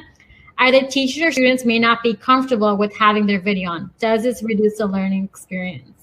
Thanks. I think that's pretty interesting. My opinion, I mean, everyone feel free to chime in on that. I think this is a really interesting question. I think for elementary school kids, if they have the video chats happening, I think it's important so they can feel that some sort of connection with a friend. Maybe they met their friend 2 months ago and they don't see them anymore. A kid should be able to see, oh, that's my friend. They're still there. They're alive. They're there. It's just I can't hold them. But I think for like high school students, seniors, I think for seniors, it should be a little flexible, just because as high school, you're leaving high school to enter either the workforce, take a gap year, go to college, or have a job, right? Mm-hmm. In those jobs, the expectation is you can either keep your video on or off. So if you tell seniors, you must have your video on at all times, these kids enter the workforce and they're like, well, I feel really uncomfortable. But if I have an option to take it off, I can be myself a little bit more. I think that goes back to the behavioral piece, right? Yeah. Thinking about people's behavior behind remote learning. Does this person feel more creative off video? If so, if you know your student and you know how they are, give them that option, because now you're raising that anxiety level. They feel like they have to perform better, and maybe they're not performing well just because they have a camera on. I think that's bias. And Sheree, you said you work with special education population, and I know, Gerd, you work with Montessori and the hands-on piece. And I have to tell you, I've seen some amazing things happening with kids when teachers are flexible. Mm-hmm. And so if you require everyone to be on camera, so I think we finally got to a place in the new school year, from the spring, where we were mandating kids to be on camera for learning for attendance purposes. I get that. However, when it comes time for presentation and having to read out loud, on a camera in front of your peers, and how awkward that is, and reading from a screen, and your anxiety, or the ability to actually put together a presentation and report out in front of your peers is difficult. I had a student who did, I'm sure you've seen those TikTok videos where all of a sudden they're holding up a piece of clothes and then boom, they change, their clothes changes, right? This student did this brilliant explanation of grammar about the number 2, the word TO, 2, and then TOO through one of those videos, and it was superior. But if you would have asked that same kid to put it down in writing or to say it live, it would have been horrible. And so it's amazing if we access the right tools, what kids can use. And again, back to the point of, we need to make sure we're training our teachers to be able to access those tools. And they should know about it, because if they don't know how to access those tools, they really don't know what kids are doing. But we're in a brand new playing ground, right? So people, we need to open it up. You got me fired up. When you say teachers don't know what children are doing, that's the biggest problem of all. And parents also. When you parents and teachers, they can't wait. They always have to control. They always have to know, and otherwise, the future of the child is already lost. No, he's such a young child. So what I think what is important is that we can use digital technologies to document and also to legalize, to see how does it fit into this activity? How does it fit into the local curriculum? We can calm down teachers, and we can calm down parents by documenting what children do. And I know from experience, children don't mind being observed if the results of the observation lead to positive action for them. If they are discriminated against because of bad testing results, then they hate it. But if gets better because adults learn more about the child, they love it. And I met some researchers from Sweden, and they were doing reading. They could see whether a child is reading good or not, and children loved this test because they knew after the test they would get better fitting exercises. Right? So technology is on all levels will completely rise up the possibilities. Yeah, and the great thing you said in your statement was you talked about parents, and that's the other component, which is, do people at home understand what their kids are doing on these devices and how to support them with these devices? And so I'm a big person about equity and the level playing field. And right now you have some kids that are home alone, you have some kids that are home with grandma, you have some kids who are home with auntie, or both their parents, and they're educators and they can help. So you don't have equity and access to how to complete all of these tasks. But we definitely need to create a system where it's easily accessible for students, and that they can do it on their own with some limited instruction. And we talked about AR, VR, some kind of virtual guidance, some way of them being able to be successful, see their gains, and have the motivation to continue. Yeah, but the same thing with equity. It's not that every student should get the same work, because kids are different. Equity means that we have to invest more in places where we know that the kids have more difficult learning situations. And again, data cannot help us to find out where are the places where we have to step in more, and where are the places where other people already have a great level. That's a political thing, and it's the will to say okay, we care about the ones who are left behind. We can, basically you can also see where the living situations is poor, the school is worse also. It's not so new, but you can in detail you can find out where exactly what kind of help is having what most successful impact. We will be able to really see that very gradually for every child, for every class, learning group, for every school, and we will give politicians the information that they need to take meaningful decisions. School will become, and learning will become very transparent. If done well, that's a great chance. If done badly, it's this disaster. Like you can kill young souls with overstressing them. We have to very carefully do that. I think Facebook and WhatsApp have such a huge opportunity here. They sure do. Yep. Because like, if I think of my mom, right? Like, I'm from Bangladesh, and my mom, she's not a digital person, but Facebook is her way to connect with all of her aunties to see what they're up to. But at the same time, get news from like a Bengali doctor, because she feels more comfortable hearing a Bengali doctor talk about COVID than, a doctor who's not Bengali. So I think if Facebook puts, maybe a survey that's just one question and you like it or you don't like it in a native language for the parents. Hey, do you see that your child is happy with their education? Do you see your child excited? Once a day, ask one question. It's easy for the parents to just tap. That's how you can get that data. Or even WhatsApp did something with international folks, right? Because that's such a common, platform we use to speak with folks elsewhere. If that ad was embedded, like I think that would help just get some survey results, which would help us understand what are more of the needs, or maybe there are some things that are working well and we don't even know.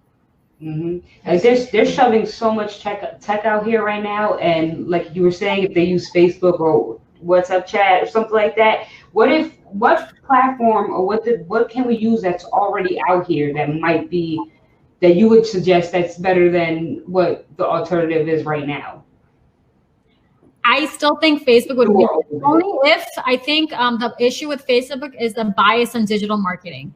Facebook has a profile of you, and then a marketing platform has a profile of what they think you are, what's your demographic, your audience. So that's a disconnect, right? Let's say I am a 27-year-old Bengali woman. I don't use Facebook, but Facebook will categorize me as a white woman in her 50s.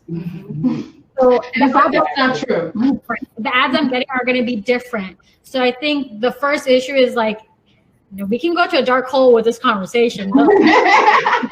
Digital marketing, if people don't have access to this information in an appropriate way, how can we answer these questions or even know this is happening?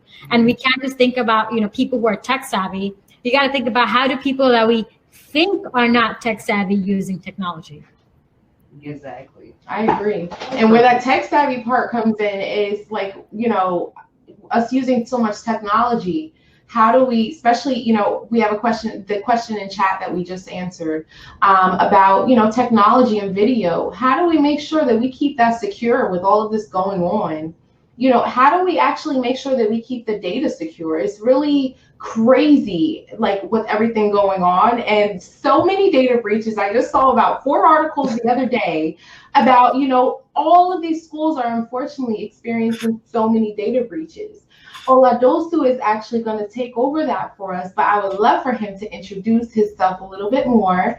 But, he's going to take on data security and, some of the software development tools that could definitely be used or created, or solutions that could be developed that, we could use today, because we can't have our kids seeing crazy stuff. We just can't, and what's going on is just got to be stopped. So if you could take us off into, data security and how the heck can we figure this out? Because it's getting crazier over time. Yeah. Thank you, first and foremost, appreciate it. And I'm just thankful also to share the stage with such wonderful, brilliant educators, right? A lot of people who are in the EdTech field and trying to see the same change, right? And a lot of what I've heard is balancing opportunities for everyone. And it wasn't even just opportunities for kids. It was actually just the entire spectrum. And a little bit about myself, I'm the CEO of Analog, and Analog was based and created on the idea of democratizing education, technology, and opportunities, right? So we're a user-centric design firm with teams all over the world. So we've got teams mainly in Africa and Nigeria, Ghana, Kenya, Nairobi, Kenya, and South Africa. But one of the things that we always talk about, and what a lot of our clients bring up and a lot of people in EdTech also bring up, is the point of what you mentioned, data and data security. And so when I think about data security, the first thing that comes to mind are some actual overarching existential questions, right? The first is what is data? Right? That's the first thing for the non-tech. Even for the tech savvy, we say data, but what is data and why does it really matter? All right. Steve mentioned something in the chat that kids need to be able to own their own online footprint. So who owns my data and what are they doing with it? How much data are they collecting? Right. That's a huge thing. Is like if they're taking this data, how much of it? What are they collecting? And then lastly, which I think most of us actually are really care about, is are we safe? With all these different entities and us logging in here and signing agreements, every app you download or join says accept. You don't know to accept. At first I used to read them, trying to be someone who actually cares about where they put their accept. I mean, you go to 10 websites and they all ask you. By the time you get to 10, you're just like, look, hopefully you said what the last guy said. And we all go, right? But when you actually get into this, there are no clear answers to all of these, right? And the fact, as we mentioned, that we're sitting behind these computers more than ever, it's no longer the data of like Facebook where it's, if you remember the saying that our teachers used to say, like, if you post on Facebook, they own your picture, right? If you post on this, they own. It's not that anymore. It's like they own full face-to-face, high definition, full voice connecting information about me. They own all of our company secrets, right? Zoom owns all of Analog's company secrets, proprietary information. And how do I know? Because they own my data. And I hit accept. I did because I needed to use Zoom. They own my data. And they said, will you allow me to sell it to third party? At first I hit decline and then it said, you can't use Zoom. I said, oh, wait, hold on. I got 2 minutes before this meeting. I got to hurry up. Wait, come back. Right? So we hit accept and they're allowed to sell our data to third parties. So now how do I know who your third party is? And how do I know it's not my competitors buying information from you that is saying that? And before we think about, ethically, companies are not bound to ethical morality. They're bound to regulations and laws, right? So as long as the law is not against the rules of the game, then they can go ahead and proceed with that. And what is commonly known in the tech world is that regulation is about 10 years behind what is actually going, right? 10, 20 years behind. So we look at all of these different things and we say data security. And again, the first option, especially as technologists, is cybersecurity. The first option is all these data breaches, et cetera, et cetera, et cetera.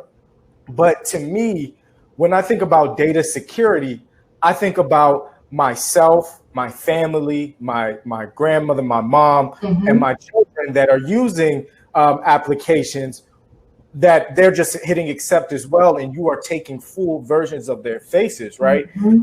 Zoom has, I'm 100%, well, let me not say 100% sure because I'm not in the company, but I am very likely sure that they are training AI and machine learning algorithms on our hundreds of hours of videos for the sake of improvement, for the sake of understanding what is occurring in the data.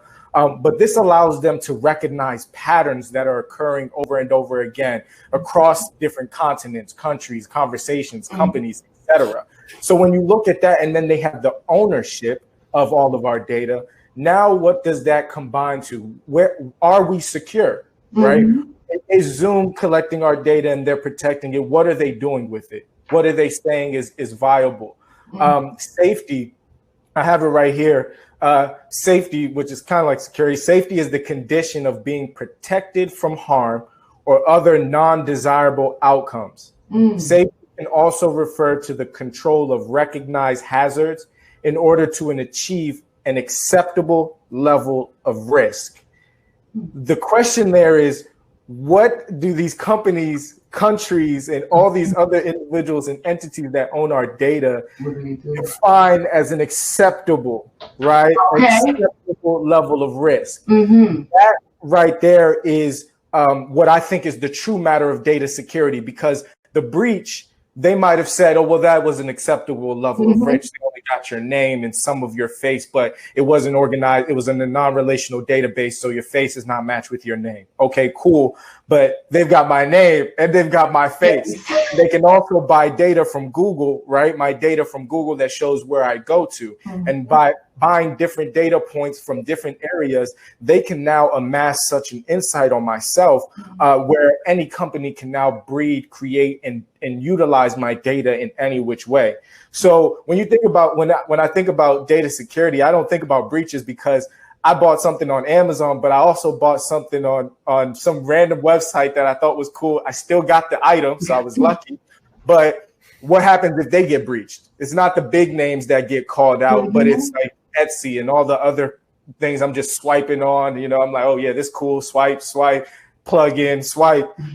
They can get breached. So my information is probably somewhere out there. That's like a recognized idea. But my thing is, what are you doing as a company, especially as myself, Analog, where we deal with a lot of data, where we have a lot of remote companies, so our faces are very visible, and it's similar in EdTech.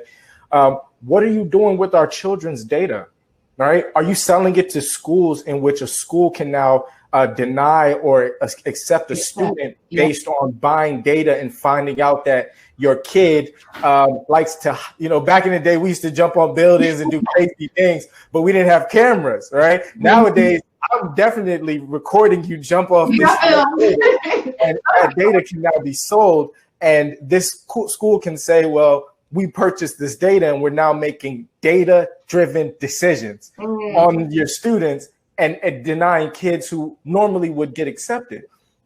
So does that really make you secure? Do you feel secure in an age where you don't actually own your data? So I think that's one of the major concepts around data security. And I'm going to I feel like I've said some things that people want to. I got a question for that. So what? Go ahead. So what do you feel are some solutions, like, especially like you were saying, as a software development company, what are some of the solutions that we can use, other ed tech companies and other things like that, because they're going to need those extra data securities that are actually created along with what type of, the ed tech, technology that they're creating. What type of solutions do you, propose that would actually help with that?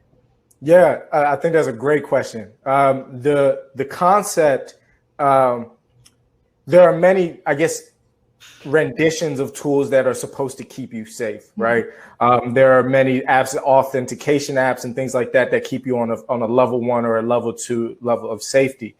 There's data encryption on the high level that these companies are going through. If you remember Zoom, when the COVID first happened, they got a really big exposure. They went through some hacks, but they rectified those things. It's an ongoing situation. What it is that companies actually, it's not necessarily the software being developed. It is actually the companies, countries, communities being held accountable to actually make sure data security, cybersecurity, and what they define as an acceptable level of risk being a top expenditure, meaning that they spend a large, or at least a relatively large portion of their budget on protecting us. And that needs to actually be something that's a public display of, hey, we are spending 12% of our entire revenue on trying to protect you. And these are the steps that we are taking to protect you, implementing these security systems. And lastly, here is what we have defined as an acceptable level of risk. We will never allow, especially when you check the box that you're 13 and under, we will place that security in an even highly, a more sensitive database, never be sold. Things like that. They actually have to place and create a level of visibility. And I think that's what's going to drive data security versus a company coming out with a database. One company that is working on a lot of data security is Palantir. And they're actually trying to become the basis of data security just in general. So that is a hope for EdTech. But EdTech has a higher responsibility, which is crazy. It has a higher responsibility than Zoom and any other entity, because there were things, let's not name them, but there were some bad things. We're in the education, bad things that were displayed in Zoom calls without people hacking into Zoom and displaying things that were unright. In an educational setting, that can be extremely disruptive, right? videos that are being played and images that are being shown to young kids that may not have exposure or do, it affects everyone, similarly. It really distracts from the creation of learning in an environment that feels safe, right? That is the school's goal, is to make students feel safe so that they can learn in their full capacity. So again, it's holding these companies, Canvas, Google Meet, Microsoft Teams, all of Zoom, etc., highly responsible for ourselves, our children, and our own safety. So it all applies. Sorry, go ahead, kid. Okay. What like we had intense debates like with a woman from China, and also like we've got some connection to Saudi Arabia, and I said, like, do I really want to go there? Like, I mean, like when you really get all of this data and you really know what the child is doing, how does society interpret that? Does that harm society? Like in a country like China, where we have the social system with everything is controlled and so on, what do we do with that? When you want to have a healthy growing up life for young children, what do you do in China? I don't have solutions to that. And these are really, really big pain points. Like the Chinese lady that I was talking with, she said, you can go into kindergarten. It's no problem there. It's hard. Yeah. I agree. And it's just, we got to protect ourselves from this data security issue, because it really is an issue. This is one of the biggest challenges that we're actually having in data security. So, especially, like you said, the lack of defense. People don't want to waste trillions of dollars on security, that is protecting their security, especially schools. You would think that they would, but being that they're just now going remote, that was the last thing on their list of things to, spend money on. So now it's like anybody can go in there and go say hi and change your grade and do this and do that. So they really need to understand that expense is going to go up regardless, especially now, because like we said, we're only moving forward. It's going to be, everything's going to be virtual and online. So they really need to come up with that. And part of the cannibalization between companies that disrupt the education field over the next 2 decades or decade or two, a lot of that actually will have to deal with the level of intent that they focus in data security and ensuring that data is safe and doing the right things with our data, because the outcry from the education field is going to be way larger and way more able to kill a company's momentum if they don't get that portion right. And I think that's like the main focus over the next 2 years. Is like, yes, disrupt education, but also ensure that we're safe while you're doing it, which is a balance that no other industry actually had to go through. First, it's disrupt, and then like, oh, we've got all this great stuff, let's protect it. But education has to be this perfect symbiosis of both ideas. I think that I think the data game is a game of catch. It seems like every time that there's a new platform that comes out, there's somebody who can hack it. Yeah. And, that's inevitable. I just think that that's the way it's going to work. I think that for education, we need to be focused on what is the information that we want to keep safe, 1, and 2, how are kids being influenced by the new technology that we're using in schools. And so a lot of the systems that we're trying to access are advertisement based. And so you constantly are getting threads sent to kids with, click on this link, here's this extension, open this up, and while you're doing your math homework, here's this game you can play. And then on the game, there's all these advertisements, and that's how they make their money. So I think that in my brain, the safety aspect in school, I think that, yes, on Facebook, people are trying to steal information to find out trends so that they can better advertise and solicit people. I think in education, they're not trying to find out if Joe got an A on a math test, right? So I think that information is staying where it is. But if they can find out that Joe is using Google Meet, and when I go on Google Meet, there's an advertisement on the side or an extension or a button, like, that's where they grab you. and then I sign on and I click that button, like you said, I hit accept, right? Or my other favorite word, allow. And, allow. Yeah. And then all of a sudden, I've given all of my information to people through whatever device I'm on, and they pick and choose what they want to use. So I think that the safety component comes down to what is it that we're trying to keep safe?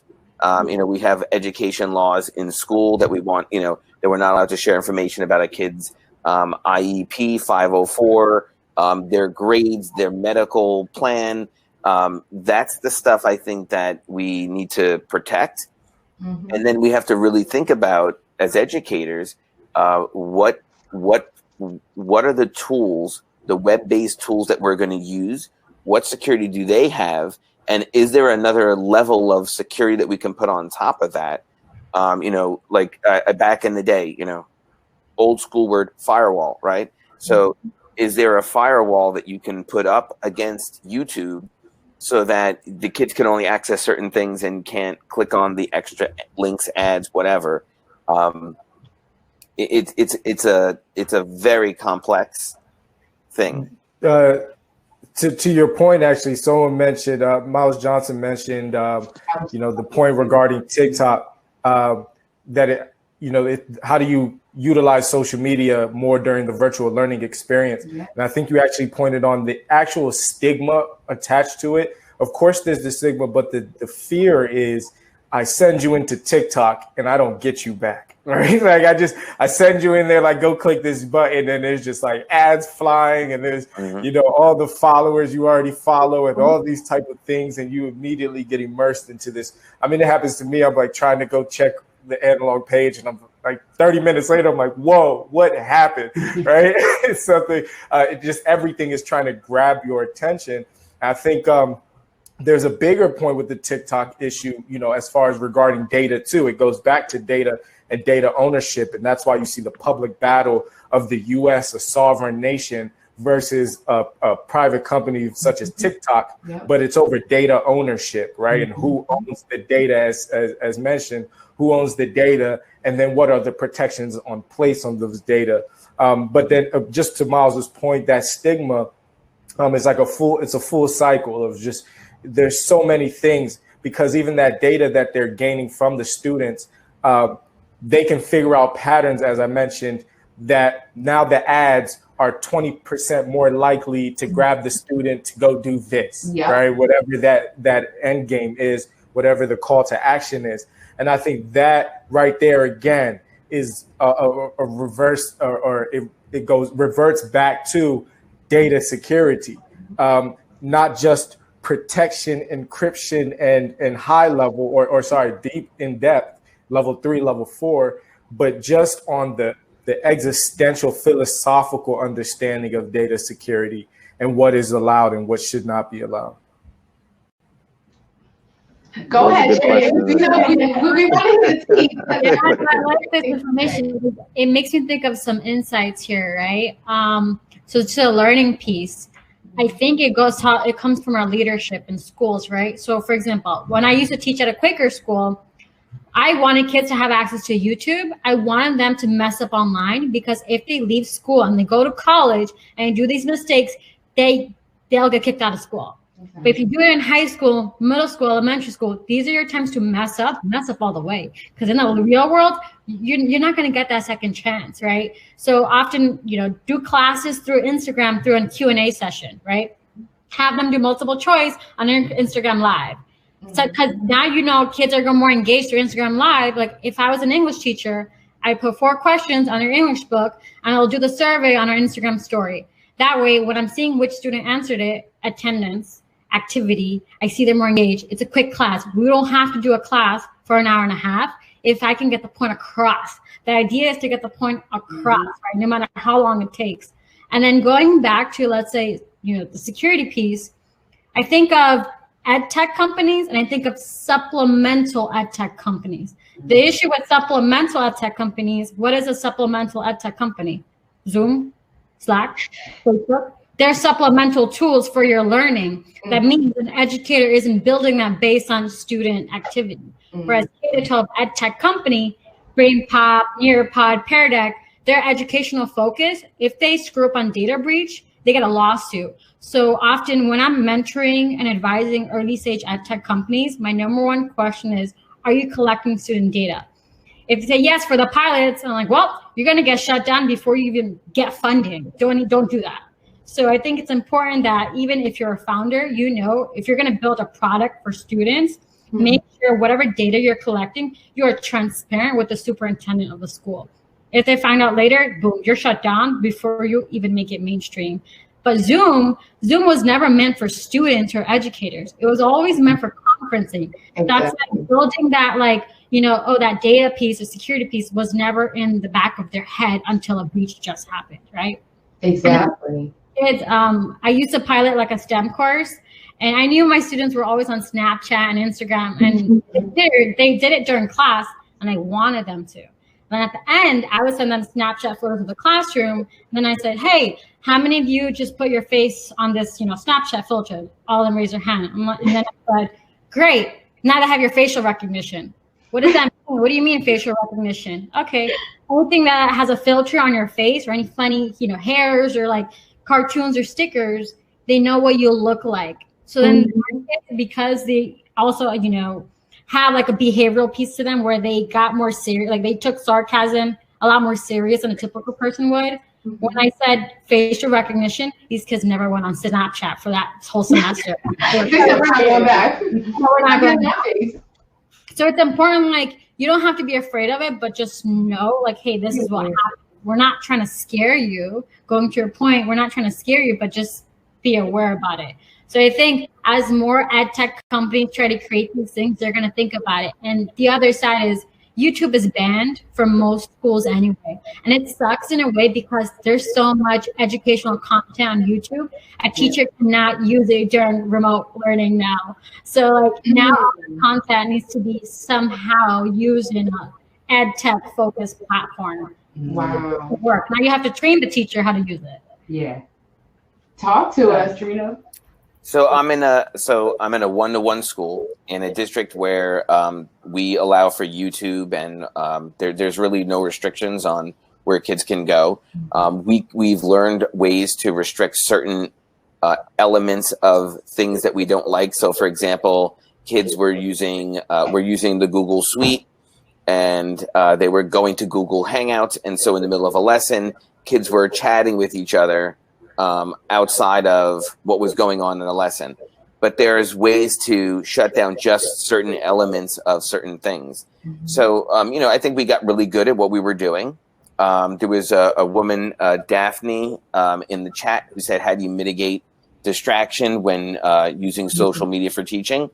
And you know what? Honestly, if you're choosing to use social media for teaching, you can't. You don't.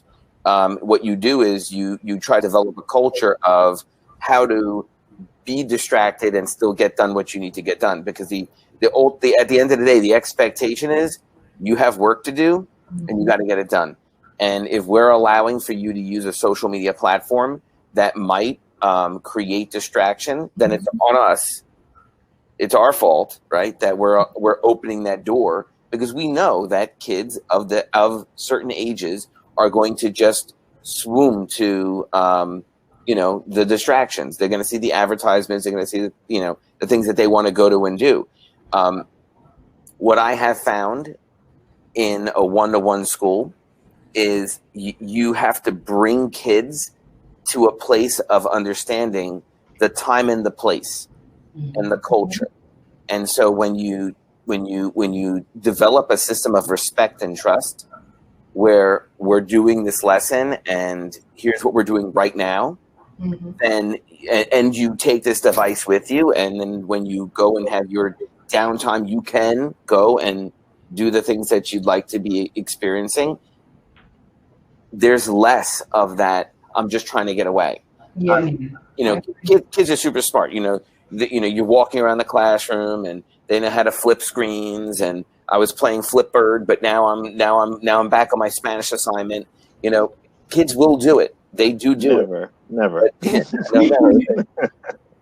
But you know what? We all do it. We all know that as adults too. We all know how to jump between screens, and kids are living it, we are learning it. Yeah. And so because they're so good at it, we'll never catch them.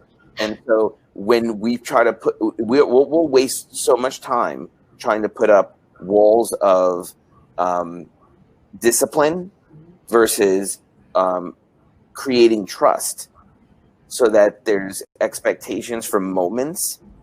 And I got to tell you, what I'm just saying right now is a very daunting task if you don't have the right leader in place. Yep. You really need someone to charge the staff with that. You need staff to embody that. Yeah. Because I've been in situations where staff are on their phones flipping, and I walk in for an observation and they flipped the screen. I was just checking attendance on,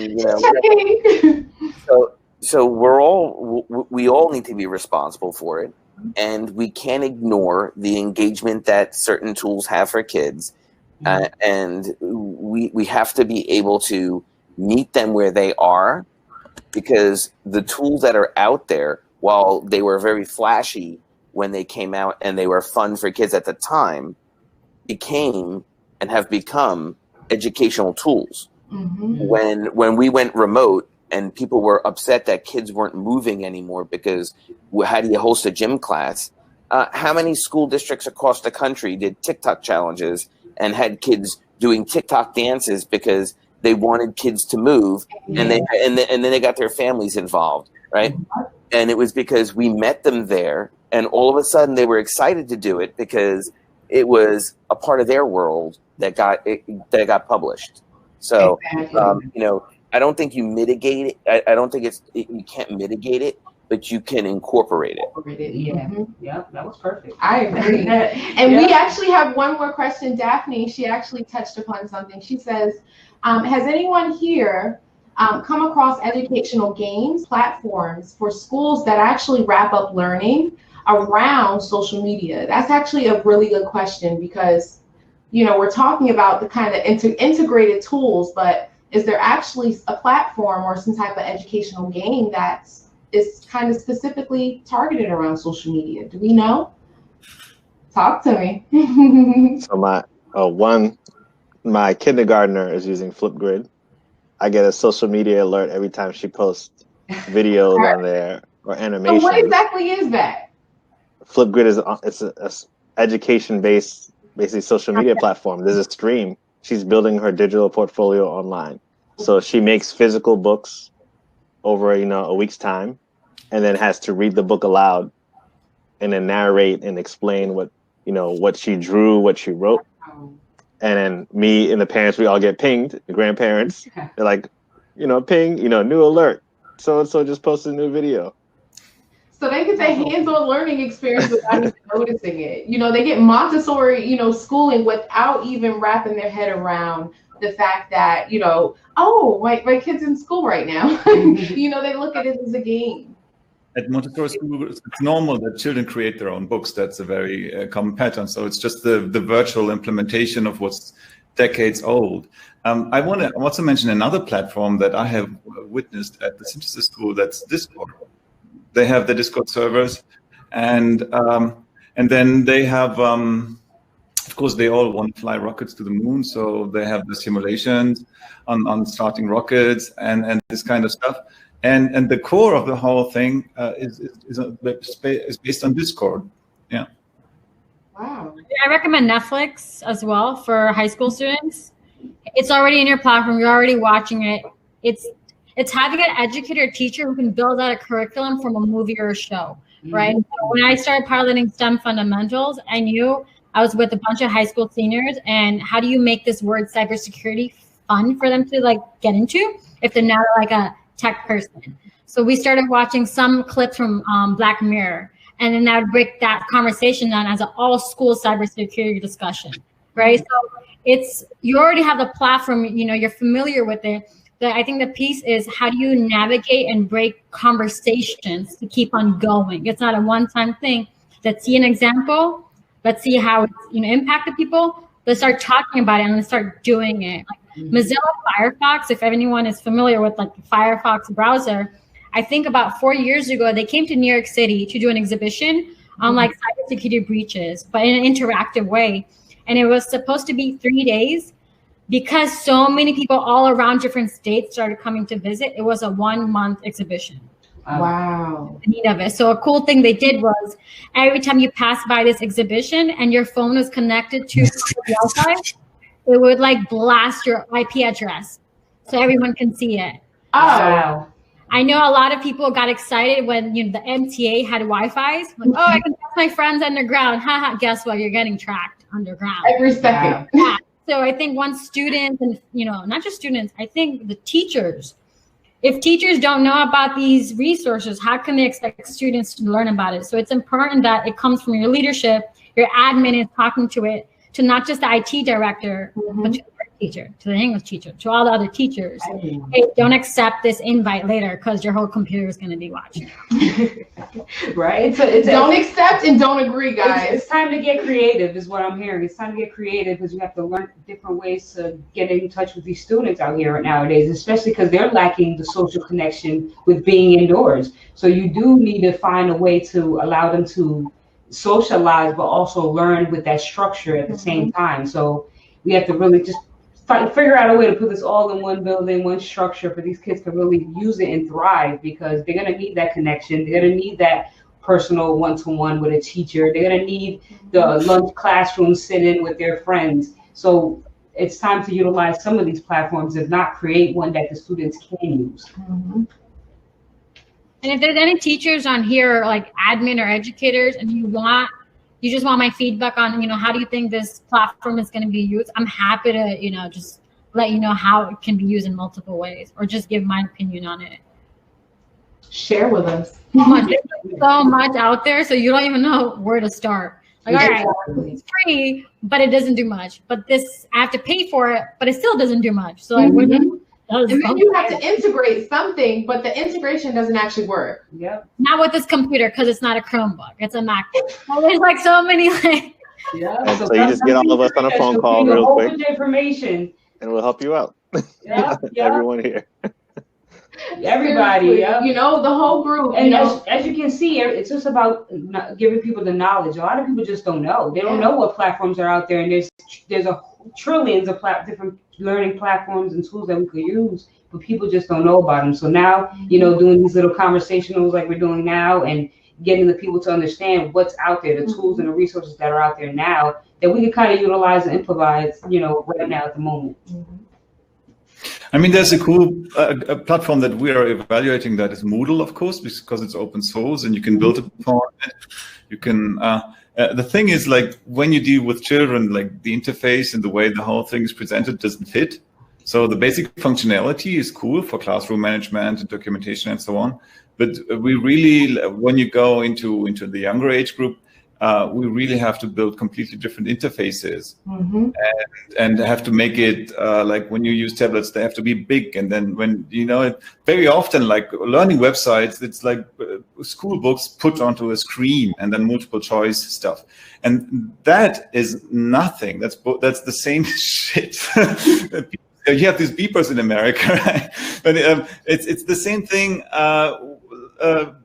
done again. And then like we all were sitting in the classroom with stupid teachers, and then they was asking a question, and we were hoping ask the other ones, not me. But like imagine like digitalizing this kind of teacher, and you can't escape. Exactly. So we couldn't escape the digital experience, and especially not now. There's no way we can escape it. The only thing we can do is join in, help innovate it, help be a part of it, and help, join with all of our different expertise, whether it's, mentoring, whether it's, developing new tools, whether it's creating solutions and developing new just learning materials for these students, because they need help. And guys, it's not just students. We're talking about learners and educators. This is everyone, because we're all still learners and educators, all of us. We educate others and we teach others, as well as we retain knowledge every single day. So, it's all about creating that. As I would say, one thing that, Cynthia and myself, we're very keen on is hands-on experience, I can't do anything without the hands-on experience. And, you know, it's really, you know, it's not hard for us, but, you know, going completely virtual and a world where they were, you know, everyone got a chance to, you can go to a party, you can go to a bar, you can go, you know, and be social. It, you know, not a lot of people, me and Cynthia, we're homebodies. So, you know, we're home all the time. So, you know, not a lot of people are used to being home and centralized to learn and stay focused on one thing. So having that that learning experience that has its own environment is actually important for you to just be able to interpret what's going on. And I know one thing, especially with Montessori schooling, starting off, is that they make sure that they give all of their students that hands-on experience so that no student is left behind and they get to learn at their own pace. And, you know, Gid can literally take off with that because he is firsthand on Montessori schooling and how, you know, it's so beneficial to not only, you know, students like ourselves and business owners, you know, especially that learning hands-on experience. Imagine that in a training environment, right? You know, on your computer. Mm-hmm. You know, you can imagine throwing on those VR goggles and in a whole environment that you get to see. That is the most impactful thing, and it really gives you a actual feel of what you're going to have to do in the real world. Because regardless, we're still going to have to do it in real world, even if we have to train online, you know, as they're doing this. You know, you have to wear a mask, but, you know, we're going to still have to do these things that we're learning. So it's important for us to have schools like Montessori learning, you know, transitioning into digital learning so that we all have that hands-on experience and we continue to develop our knowledge and our, you know, technique and our skill set, you know. When you say have the speak feature here, right? Did anyone try that? I wonder if anyone that's attending right now who wants to speak, you know, do we want to throw someone up? So let's see. Would anyone in the chat like to actually pop up and speak about any of the topics that we've actually addressed today? Who's the last one to answer the Let's question? See. We're gonna swing the last person who threw the question in. Let's see. I think it was Daphne. Yep, let's go. Oh, wait, no, we have Dr. Akil. So we're going to throw up Dr. Akil if he is available. And let's see. This should be fun, guys. We get to have one of our guests come up.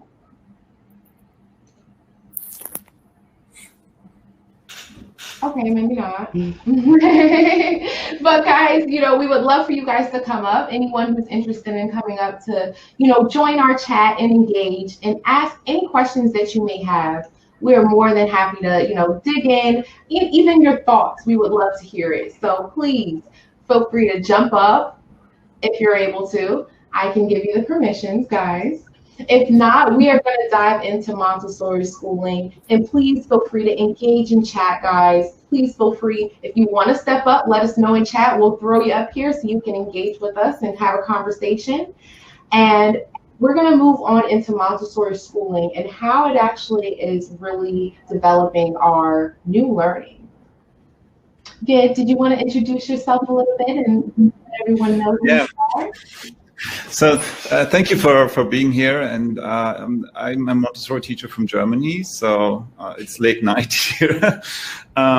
Yeah, I mean, it's hard to talk about Montessori just in words, so that's why I created a video. I took 20 minutes because it's the time that I had. Mm-hmm. Maybe we start with 10 minutes and then do a break, or what do you think? Because the debate is very good, and I don't want to kill it, you know. So how about this? Because your video is actually really amazing, let's just show a little bit of the intro, and then you can dive in and talk about exactly, you know, the rest of your video. I think that would be actually perfect. Okay.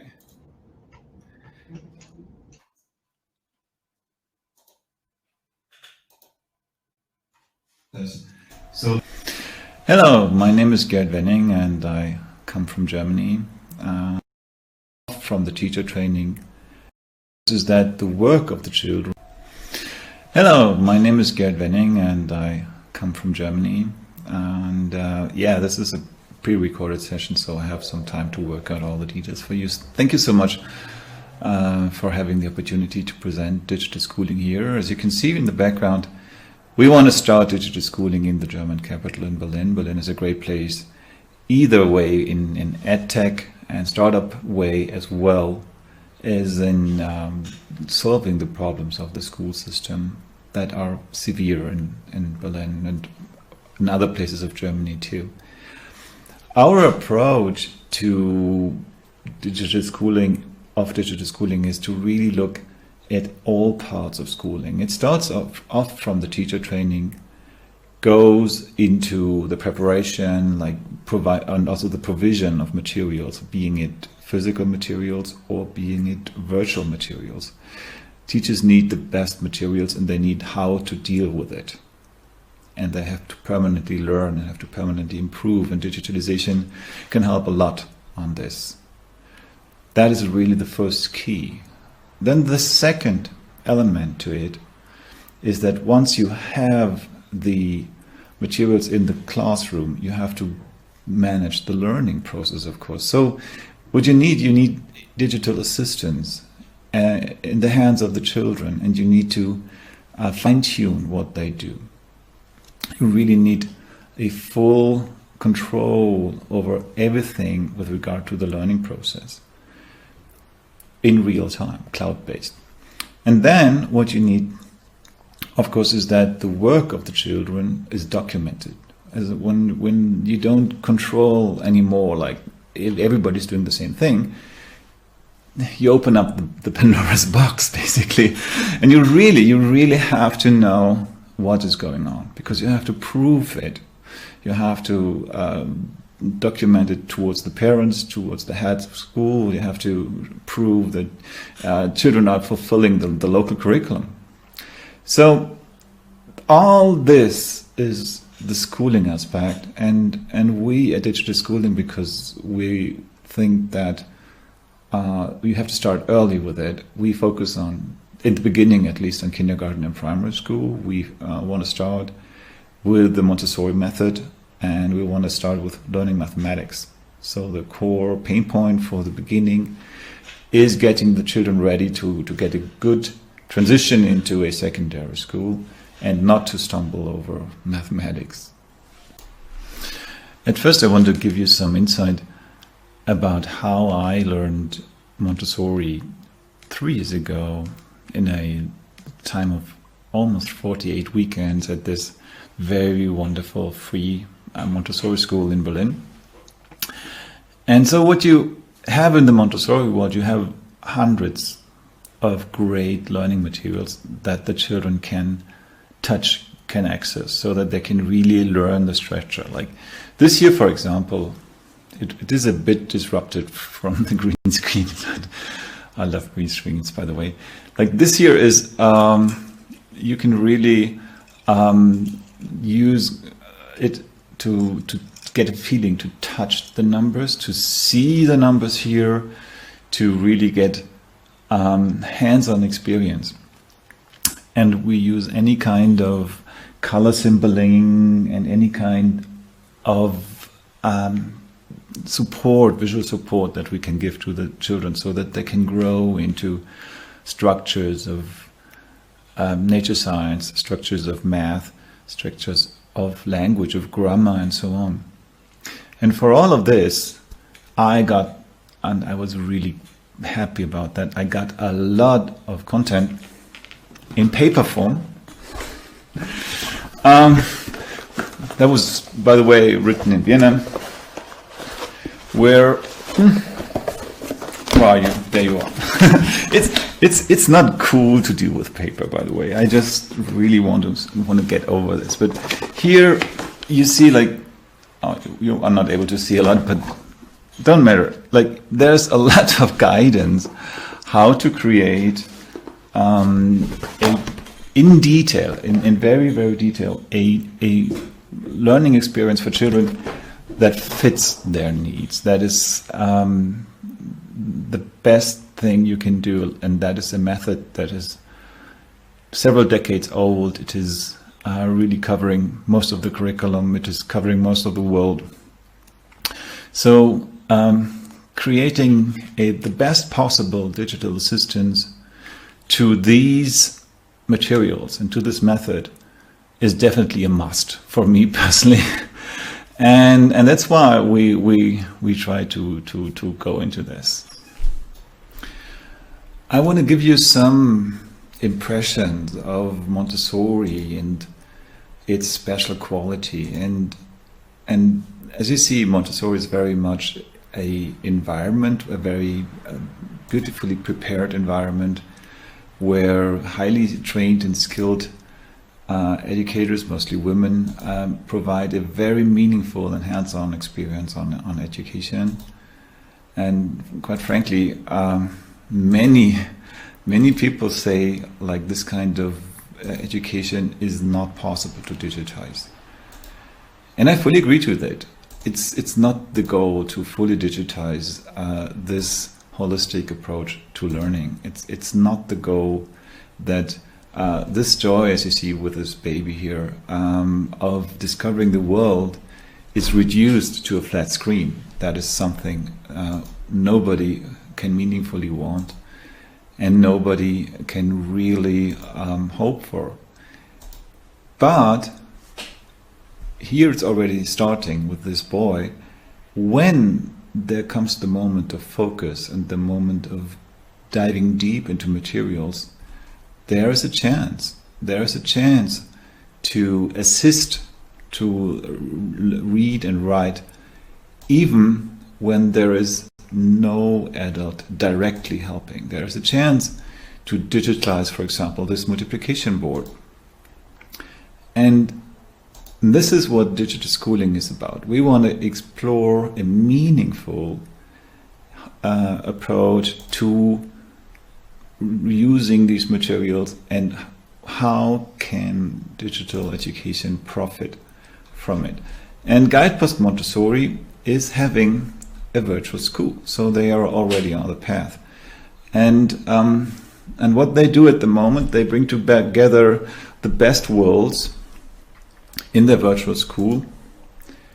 They bring along a coach on a screen, on Zoom. They bring along websites that allow online learning, and they bring along physical materials. So they combine everything that's there right now to provide a meaningful activity. And this is the area where I can think that in the future we will definitely see a lot of specialized tools being needed. So let's talk about virtual materials first. You know a lot of 2D content. You can imagine doing HTML5, for example. There is some great also video games, but also learning stuff, also partly freely available on the web. But what I would really love to see is really to do the full gaming experience and to use, for example, Unity, what you can see here, and really create 3D models of the materials, right? And then there should be physics behind it, you know, like when it goes to the side like this, and that gravitation would pull the beads to the other side or something like that, you know, like, and that's something where we just have started with. Like you can move these beads around the way you want. It doesn't make any sense, and there's not a big mathematical model behind it yet. But make the character of the physical learning material experienceable in virtual materials.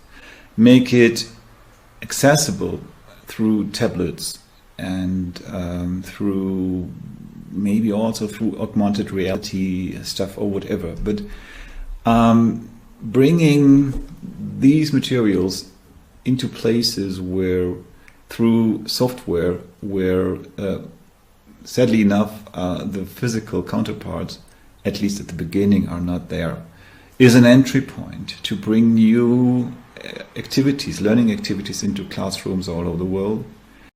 And I sincerely and personally hope that this is a reason so that people are interested in also getting further physical materials into schools and are willing to pay for that, honestly, because a virtual replacement of an experience is never the real thing, right? So what a teacher does most of the time is talking. Teachers love to talk.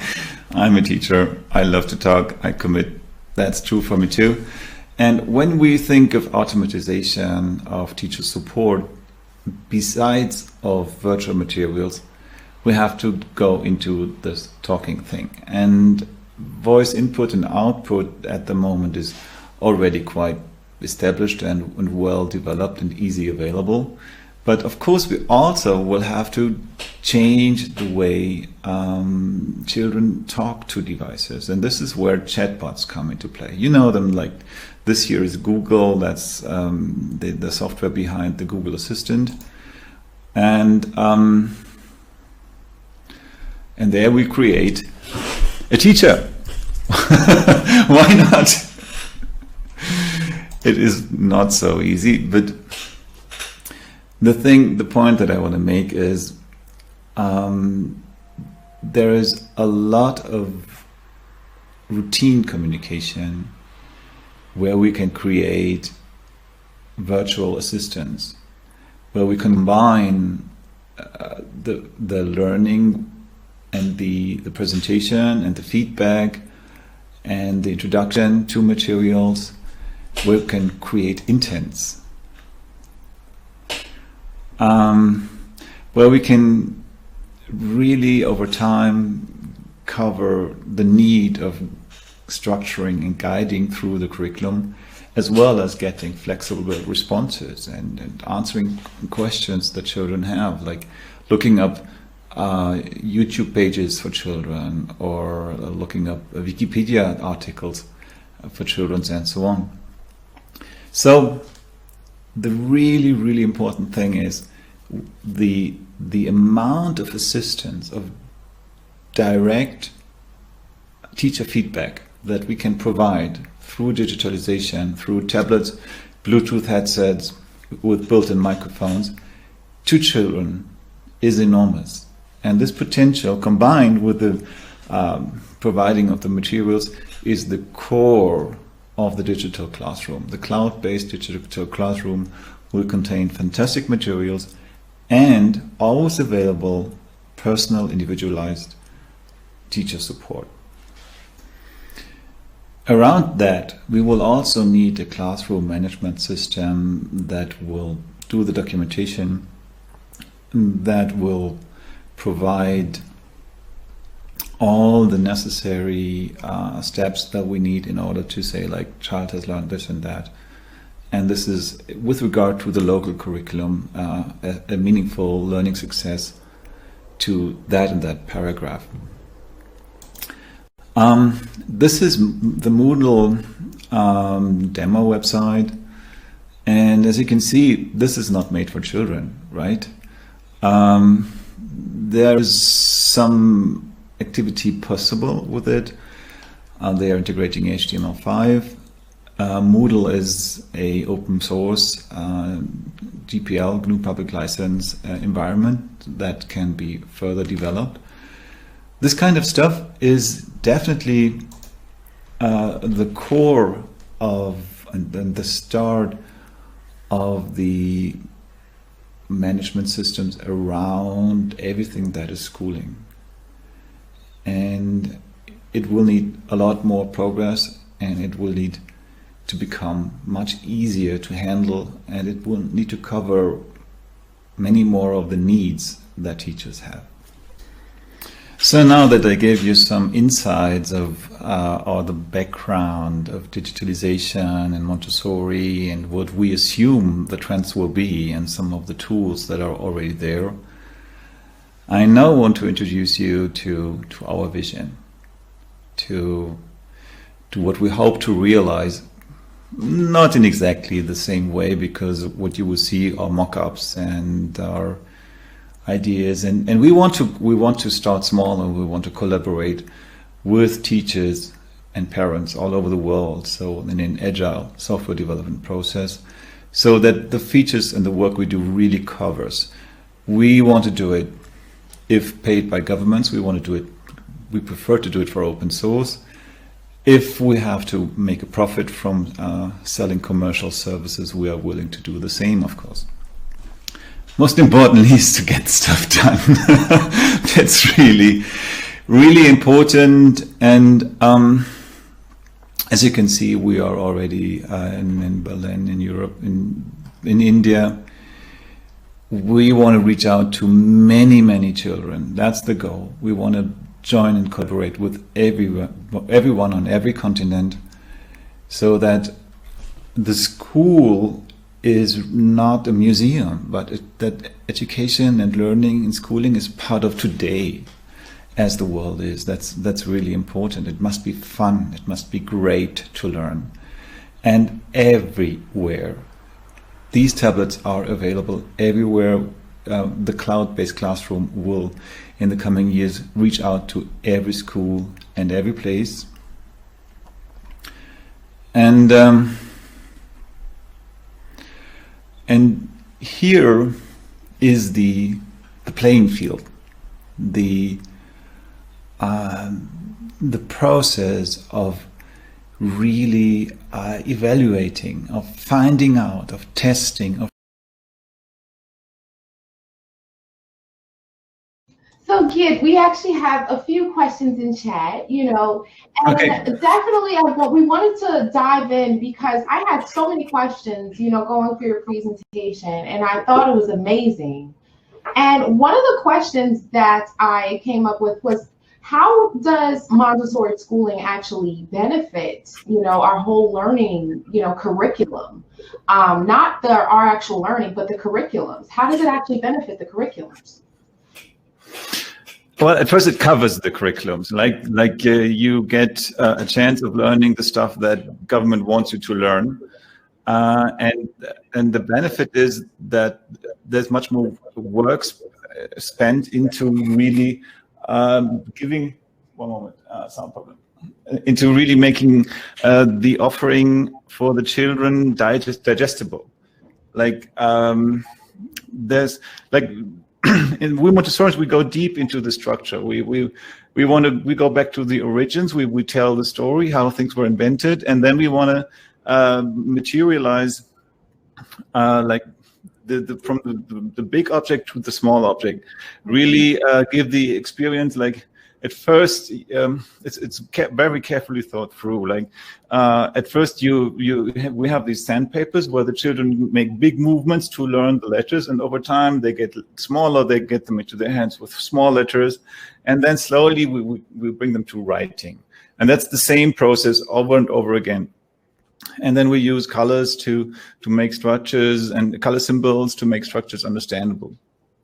We use long, huge timelines. We have a dark band that we go out and with a small red stripe. So we go with the children onto a large sport field and we roll out this whole large black band. And in the end, there's a little stripe. And then we ask them, what do you think is that? And then it turns out that the small centimeter at the end is the time that humans exist, and the long black line is the age of the universe. Wow. So you really teach them, literally a hands-on experience in a visual way. And that's, I think, very important, especially with everyone being remote, teaching that experience where they feel comfortable, as well as, like we were saying earlier, where they're actually having a good time and they're being rewarded. That's the whole point. Otherwise, they're really not going to want to pay attention to the whole experience, let alone interpret anything. We had another question in chat, and I don't know if this one's 100% directed to you, and it's, what are the differences you would observe in an adoption of online learning technology from schools in public sectors and private sectors? Well, we Montessori's in Germany, we immediately united on Zoom, and we are permanently on Facebook in the group. I know when a problem is going on somewhere, we are helping each other. And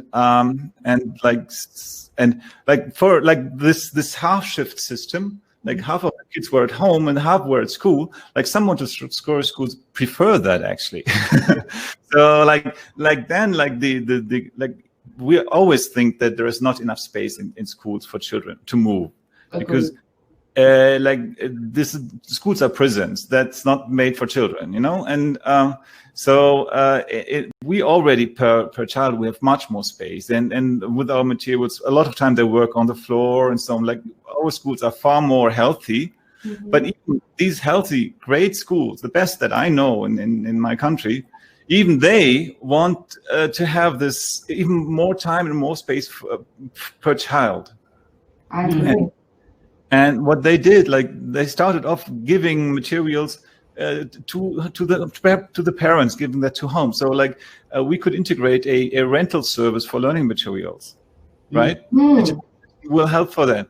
But the thing is, all these materials are highly specific. So first of all, there must always be an adult around observing, because this material is not made for children themselves. They be observation. Secondly, the way we introduce and communicate about these materials, that's highly specified. There was the folder that I was showing you, and it's really something, because I myself, I did not go to a Montessori school, so I had to learn that in a super expensive and long-term training. And now this knowledge is in my head and it's in my papers. But but it's not in the normal teacher training, and it's not known to parents. So that's why I came up. I said, I want to have a Montessori tutor. I want to digitize me, because my knowledge is valuable. When I have it digitalized, and we can have millions copies of myself. It's no problem. And this is the question that is really driving me into this, because I really want schools to get better, and we need this flexibility. We need, in some Montessori schools, you have 24 children, you have 2 teachers, and maybe even a third adult. You have fantastic situations, but even there are millions of questions not being answered. Yeah, I agree. Because the smarter the children become, the more questions they have. That's so true. And then the more questions the parents have, because the kids are asking the parents, and the parents like, I have no idea. So yeah, it's just a question after question, and it literally the worst thing is when children come home from this kind of school and the parents ask, how was it? They say, oh yeah, it was nice. That's it. That's it. One more answer. So privilege plays a huge role for the adoption of online learning. Right? In the US, we take advantage of education. So in other countries where education is such a privilege, right? I can run a whole class on WhatsApp. Yeah. So I was talking to some folks out in Trinidad a couple of months ago. COVID the lockdown had hit, and in Trinidad, the adoption of tech was through WhatsApp. Let's run our chat boxes. Let's run classrooms through this, because kids are hungry for learning. Whereas here, you get a different respect for teachers. Like in Bangladesh, a teacher is looked at as a surgeon, as a lawyer, as those high-profile, jobs. In the US, a teacher is not looked at the same level of respect. And from minority backgrounds, we know it. Our parents just have to give us an eye, and we're like, all right, we can't talk to a teacher like that. Here, you have electing teachers left and right, and the teachers don't get that same respect from their leadership, from their administration. So adopting tech into a private school, way easier, because you have money. Where there's money, there's easy access. Exactly. You're going to have trouble. You're going to have one principal who is the ed tech coach, who is a counselor, who is a social worker, who is a parent, all at the same time in one human form. And then in private schools, you have one class with a teacher that supports you, a social worker roaming around, the head teacher, the teacher's assistant. So you're basically with like 5 teachers. Imagine how great you could do if you had that for every student across the world. Yeah. So like adapting, going back to the process, it's very bureaucratic, and less bureaucratic in private schools and more bureaucratic in public schools. And if you're an educator on this, you can probably nod your head like what's up. It's a hot mess. Stay tuned. I'll give a plug for LeSuite, because like the idea that there's a group out there that's helping public schools raise money to do the same things that private schools can do, because they do pull in that extra funding, is important. Because you're right. And, I've been a part of a lot of budgets, and you pitch something forward because this is direction that you need to work towards and where you need to go as a school district, and here's the equipment you need and what you want to do and a number of teachers you need. And often, you get, maybe 1% of what you've asked, because the district is always facing tax and, all kinds of federal expenses or cuts or whatever. And so, it's so important to acknowledge what you just said, because I have toured a few independent private schools and charter schools, and they seem to be able to pull in some of these resources that we've been talking about for years in the public school, but they've had them for years because they had the money to bring them in. So money is a huge part of the conversation. Huge part. I think an interesting part is also the idea of not only just how organization as a private school or a public school adopts the technology, but is there, and I'm curious if anyone here has actually done, a study in this respect of, is there an actual change in the way that they learn? Because maybe private school students learn in a smaller environment. Is it more conducive? It might not be. It actually, whatever the data shows, I'd be very interested if anybody, especially Sharia, I know you're in VR, how that perception, if that plays any way in augmented and virtual reality. Well, the person I want to intro to you does that work. So thanks for asking that, actually, And I think the other piece is there's a research that was done for about 3 different schools, right? One in inner city, one in a private school, and one in a charter school. And they all asked teachers the same question, but the responses from the teachers changed because of the access of resources. Same thing for the students. Students from inner city schools said, well, we get big textbooks with easy words because they don't think we can understand it. Kids from private schools answered the question in a more philosophical way based on the resources they were taught in their curriculum. So already the resources, like the books you get, it's going to change from independent school to charter school to public school. And it's up to the parents. Like in Manhattan, there's a public school, which on the outside, you think it's a private school because it looks like a castle. But the parents that live around that neighborhood, although it's a public school, they get funding from those parents to run it. Wow. All the money. But we don't talk I was gonna give an example as well. I had a charter school that was very large, and they were large enough to incubate ideas in 1 or 2 schools and raise funds separately for those 2 schools. And we were able to look at data over 3 to 5 years at how those students were performing with social emotional learning, new EdTech tools, coaches, flipped classrooms, all these things, blended learning, in comparison to the wider network. So that's the money. There's no other way you could actually run an experiment in a district, within the district, and then have that data readily available at your fingertips. I think that's important too, because what you all are pointing at is that it is actually resource. It's the resources to implement these widespread systems.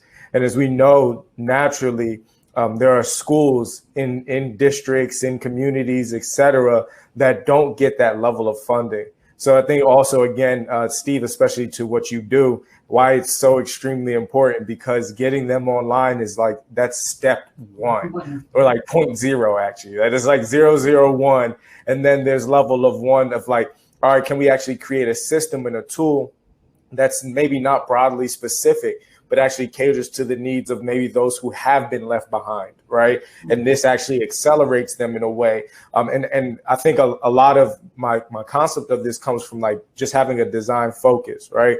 We always focus on how can we actually create a tool in which the user, in this case is a student, more so even than the teachers, a student we can actually program the tool and create the product and create workflows that actually make the user better at what they're doing. And if you take that same application, so Facebook can, they can create a workflow that makes you lead to your newsfeed or leads you into your messages. And if you take that same application or thought process when building products for students as the end user, you can create these this type of thing where learning is actually accelerated, right? Rather than something where we're just trying to play catch up and keep people online. And is your screen more important than not your screen? You can actually, which is a real question, but you can actually get it. And I think the disruption will come when the tool itself is driving the learning. And I think someone mentioned in the group where teachers now become facilitators instead of people who are always trying to lead and force it. They're actually more like patting on your back, like just keep going, right? The tool will teach you, you just keep going. And how does school then mutate over time, right? That's how does life mutate over time. So I think this is it's really interesting just to hear from everyone to see, okay, how are we going to create the next level? How do we get these kids online and then create softwares that let them, even though they are not as resource fortunate, they can still be in the same battlefield, same playing field, and hopefully better off than they were in the last version of education. Yeah. I think that's what we should really establish. So I think, first of all, what I have learned is that there are great methods there. Like we can help children. We can the methods of how to help children are known. We know how children learn. It's all written down. We have great brain research, so we know how to do it. So the problem is basically, as said here, the accessibility to the resources, and this is exactly the point where I hope of a giant rise in accessibility of great methods in many places, because you can start off with a Wi-Fi and a 10-inch tablet, and it will change already. And I was using 2 tablets in the class with 25 primary school children. I had a pile of children in the middle of the room. Like these things are they love it. And then, of course, the parents said, yeah, they get addicted to the tablet. So, but the thing is, once you get started with digitalization in school, that is the entry door, as small as it might be. And from there, you can widen. And what we do, we connect, we talk, every aspect of school can profit from this digitalization process. Exactly. And that's why I call it a digital disruption, because it's every aspect. It really is. Yeah. I think he froze. Oh, he's back. But yes, it is every aspect of, education, and it's all of the educators, all of the EdTech leaders, STEM leaders, software companies, data companies, administrative, leaders, EdTech leaders, mentors. It takes literally a whole village to make sure that we literally take this new age of technology on at the head, because literally it's either now or I don't know what we're going to do. Everybody agrees. I'm scared for the kids of our future, because they need to learn these things. Who's going to take care of us? If it keeps going like Nobody this, thinks about that. Who's going to take care of us? We need doctors, lawyers, scientists, biologists. We need all of them. And if we don't give them the tools that they need now, then we're cruising for a bruising at the end of all this. Sharia said folks need their own AI mentor. When I say I would love that, right? I think that's so true. That's funny. I'm creating myself as AI, so don't worry. It's going to be Tay AI. Everyone look out for it, 2025. But, it's really important for us to, like we're doing right now, come together with these issues and make sure that we're targeting these issues, because there's a lot of groups and professionals like ourselves in these same industries that are not taking the initiative to come together and actually speak about these real issues, versus just speaking about, like we said in the beginning, equity, budgets, and they're not actually getting to the root of what's the problem and what's the solution. And that literally only works hand in hand if you're willing to work together, and if, everyone's able to come to a common goal. So, one of the things that I can't, bear without, talking about is especially the administrationship as, district leader, a educational leader, as well as, just innovative leader, I know it's important to have the structure in your organization, whether it's a school district, whether it's a school itself, or whether it's just a student program. It's important to have that structure and not only make sure that, you come together and find those solutions, whether it's K through 12, whether it's, higher education, whether it's, the preschoolers, workforce. It's important that we all develop, tools as well as connect with one another to build those solutions, as well as reach out to administrations to find out what their needs are. Dr. Petrino firsthand could tell us, one thing that, that even just could impact administrationship dealing, in schools and what they're actually looking for, because we all have questions because they're not doing much. Dr. Petrino's district is one of the only districts, well, actually, I would say his school is actually one of the only schools that are actually making sure they have the tools to innovate the learning process, as well as provide the students with the education they need. So, Dr. Petrino, I would love for you to introduce yourself, as well as take us off into what's going on over there with the administrationship, as well as, EdTech innovation. Well, I would like to, first thank Cynthia Sweeney and Taylor Lee for pulling this together. This is a great conversation. My colleagues on the call, great information, insights. It's very important that we're having this conversation right now. I mean, who would have expected that, that we would come together in this moment, because we're facing a public health crisis, but it's become the push to move education in the right way. Yeah. I said on a call with us the other day that I feel like education moves at a snail's pace. Mm-hmm. We have a lot of research. We know the great things that will work, but we never implement them, because all of a sudden we see the value, but we see the price tag too. Yeah, exactly. We can't push our goals forward. And so we stand still, and then we see that some schools can make their way and do it. Other schools can't, and then we almost exacerbate this unlevel playing field. And so where I see the pandemic being, the only positive thing is that it was said earlier, it's like it's going to push us to have to make the move to go into what we always imagined the 21st century to be. And so there is a lot of things that we need to do, and we have a lot of work to do with not just students, but it's with teachers and it's with families. And again, when we were talking on this call, I complimented a lot of the comments regarding making sure that we consider family access to internet. Yeah.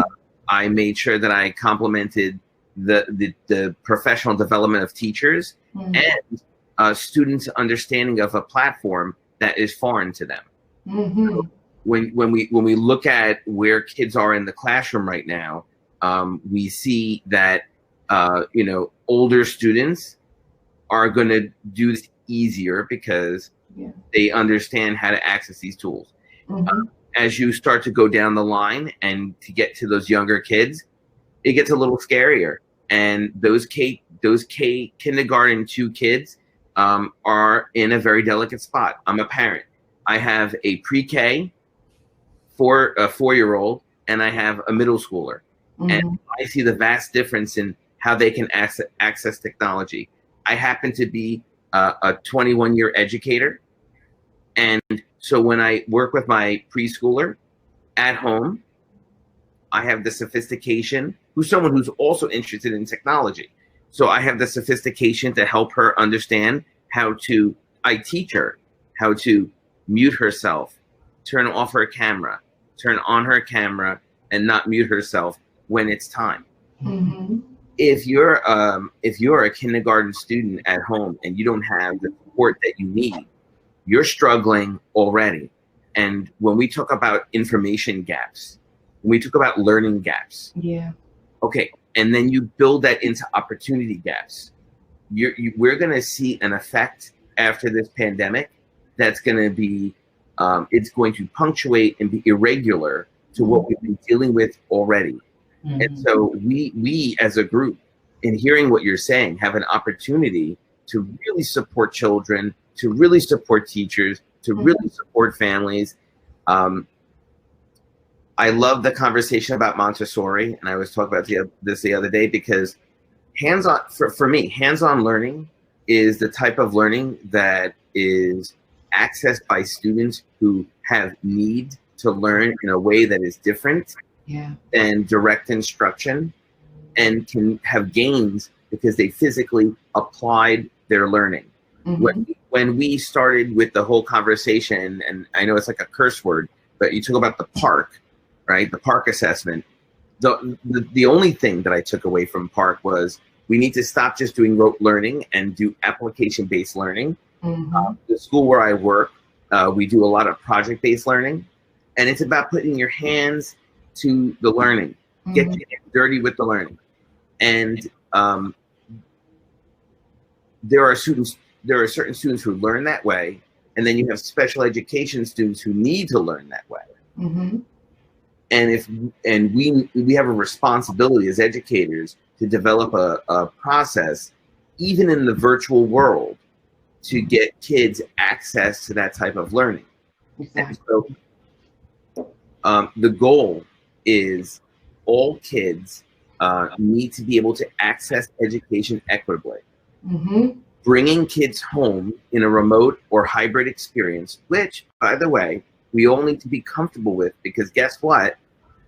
We don't know when this is going to end. And because we finally got to this place, we'll be using this model moving forward when anything like this happens again, if it happens again, and on a snow day, right? Exactly. And a snow day shouldn't be a day off for anybody anymore. And it shouldn't mean because you learn in a certain way that you don't get to learn the way that you learned in school.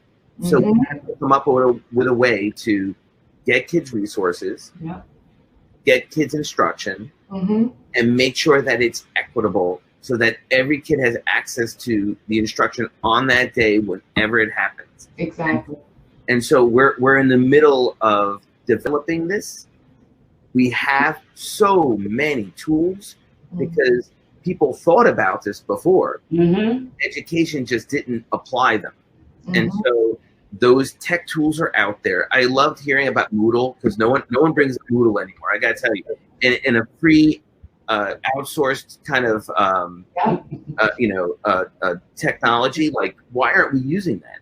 And when we talk about different websites and tech tools that are out there, different devices that are cheaper than others, we know that younger kids learn better on tablets, and older kids in grade 3 learn on Chromebooks. We need to be responsible in our approach. We need to be calculated in our approach, and we cannot just throw educators out there and say, pick from the bucket of straws and see what you pull out, and then not train them in those tools. So it needs to start right now, in this moment. It needs to start at the university level. Educators need to learn about what is to be expected of them.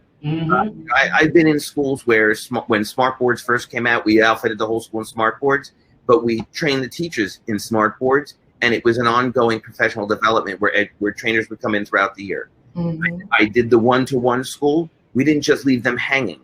We had ongoing professional development so that they knew what to do. And when we hit remote learning, we were good, because kids knew what to do, because we had been using it already. Not exclusively, but when we shifted to exclusive, they got it.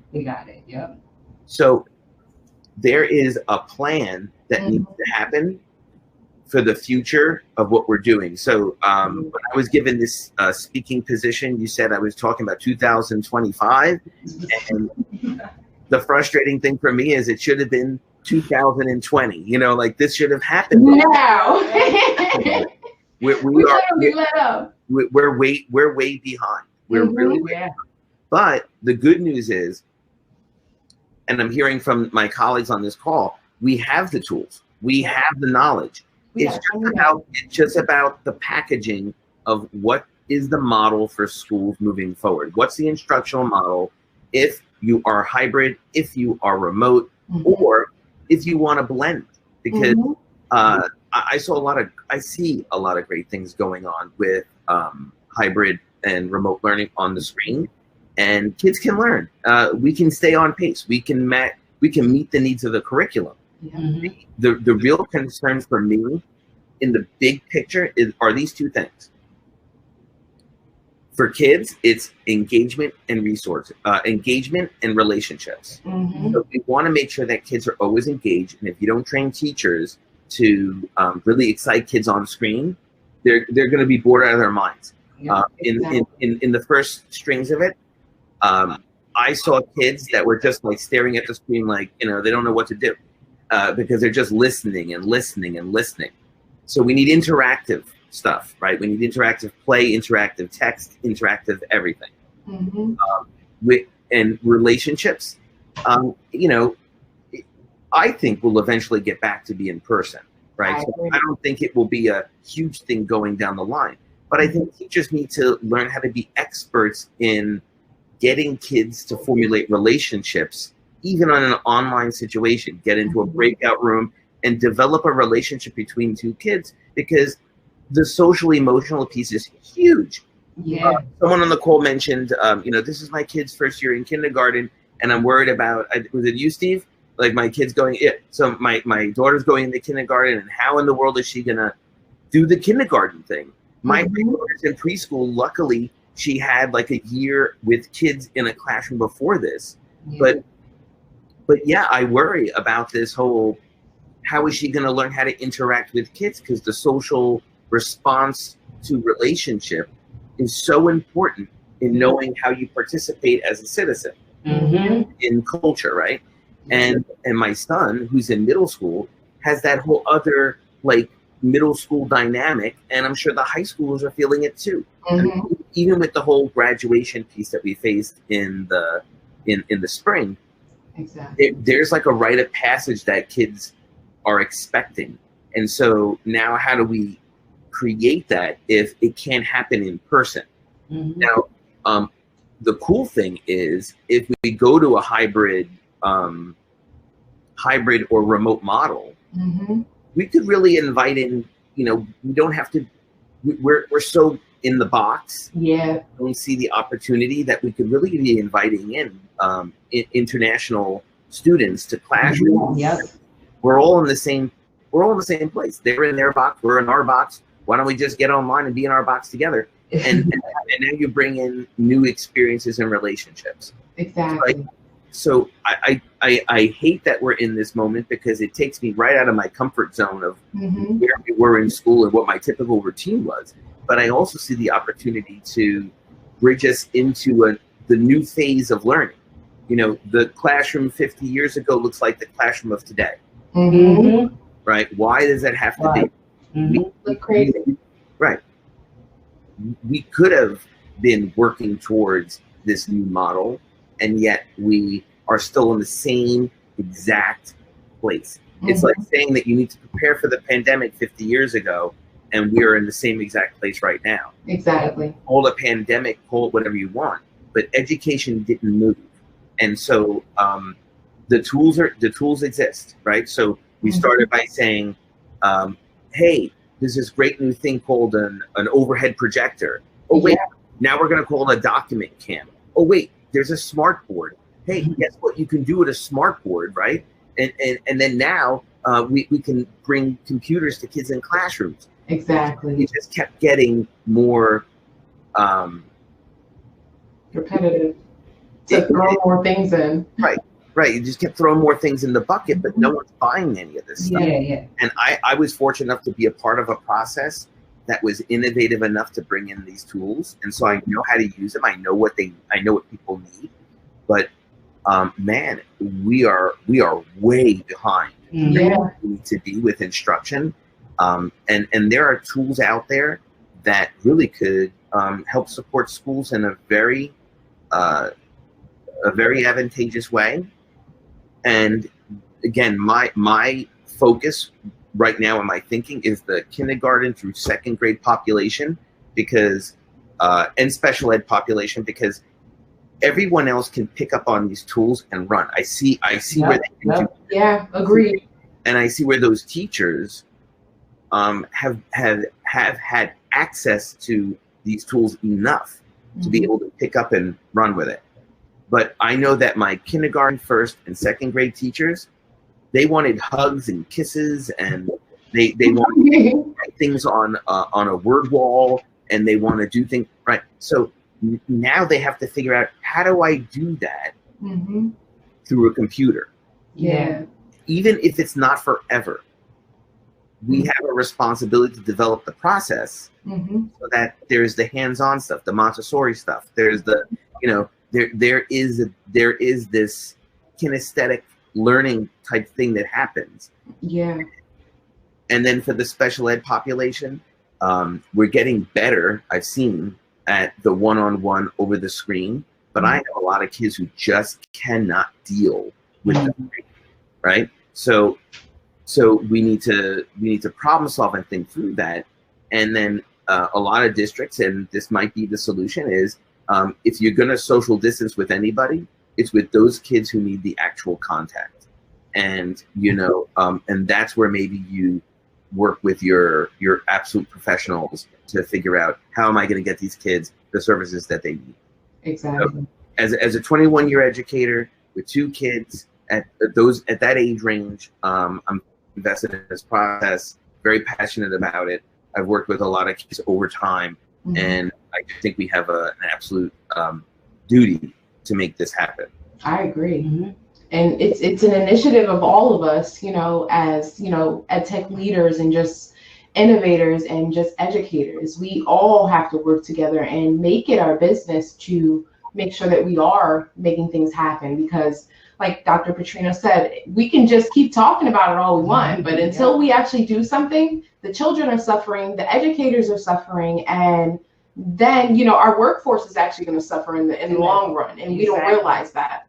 And, taking advantage of these opportunities now is only going to make it better for us, because adolescence is much easier to teach at that age versus trying to teach me now. Okay. If you try to teach me something now, we're going to have to maybe go through it 2 or 3 times. But imagine teaching someone who's 2, 3, 4 years old and 5 years old. They are able to grasp that full, what you just taught them, they are able to mimic the exact same thing, versus now at our ages now, we probably will miss up just a little bit. We'll probably be able to mimic it, but not to the extent of where the cognitive mindset is able to interpret exactly what it learned. So I think that is actually one of the most crucial things, is to start with the administrationship, to kind of dig into, yes, guys, we all got to work together, but we've all got to work together to accomplish a similar goal that's actually going to work for our district or our school.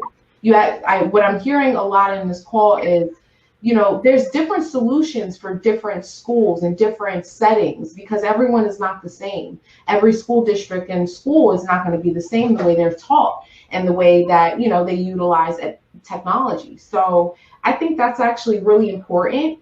And one of the things that we actually have to stay aggressive for, and make sure that we all take initiative to continue, because that's actually really important, that we don't have much focus and guidance with how we can get that change of implementation on educational development. So I think that's just perfect.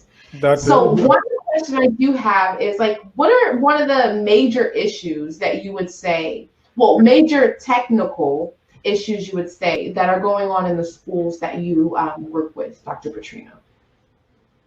So in the district I work in, we've pretty much settled within the actual school buildings themselves, the hot spots, the drops that we need in order to have Wi-Fi across the buildings.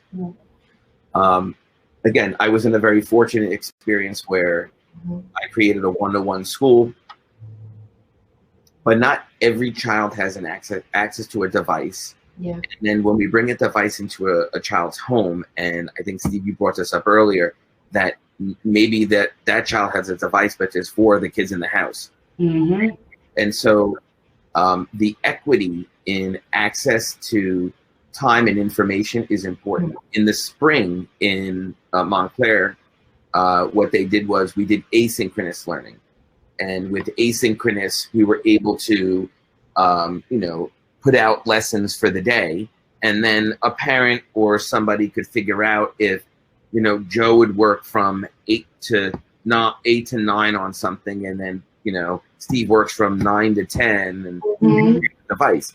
But now that we've pushed across the state synchronous learning, the expectation is that kids have a device, all kids have a device in their hands. That's tough. That's tough.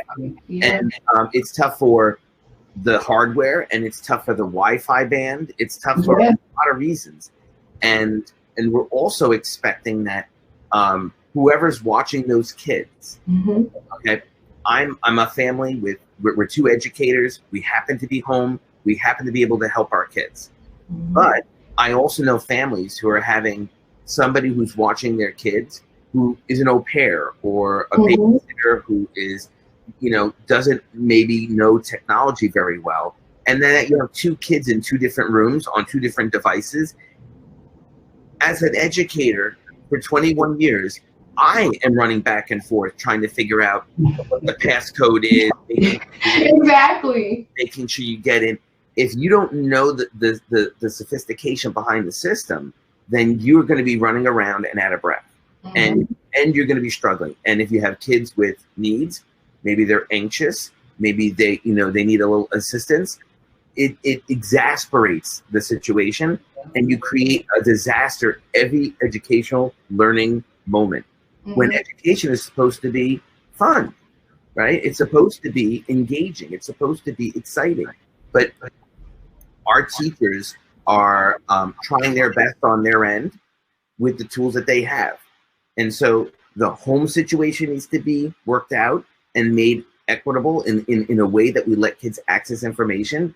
And on the teaching side, I really feel like it's hard for them to understand what's engaging kids because they're not next to them. I remember being a teacher in a classroom, and I would do some kind of thing in the science class, and I would see the rise of the kids, like, whoa, like that's amazing. And teachers don't get to see that now. So they don't know if what they just said was funny. They don't know if what they did was appropriate, like if it worked. The formative assessments are okay. They'll use like Kahoots and exit strategies and stuff, so they can collect data, which is okay. But the live experience is missed. Yeah. And so there needs to be a lot of thought about how do we, again, engage kids and make sure relationships are there. I agree. And engaging is one of the hardest issues. I think, Oladokri, you wanted to jump in. And I actually had a question for you with software development and educational, tools.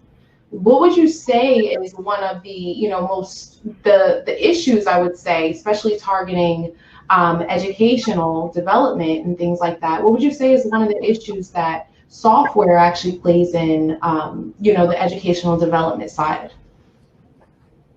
Yeah, there's a couple of things, right? The first thing that comes to mind is the fact that software developers are not educators. So, and there is not a huge, EdTech has been increasingly more interesting over the last 5-7 years, but it hasn't been a huge focus. And even with the pandemic, surprisingly enough, there wasn't this massive investment from the big tech corporations into some all-encompassing solution, right?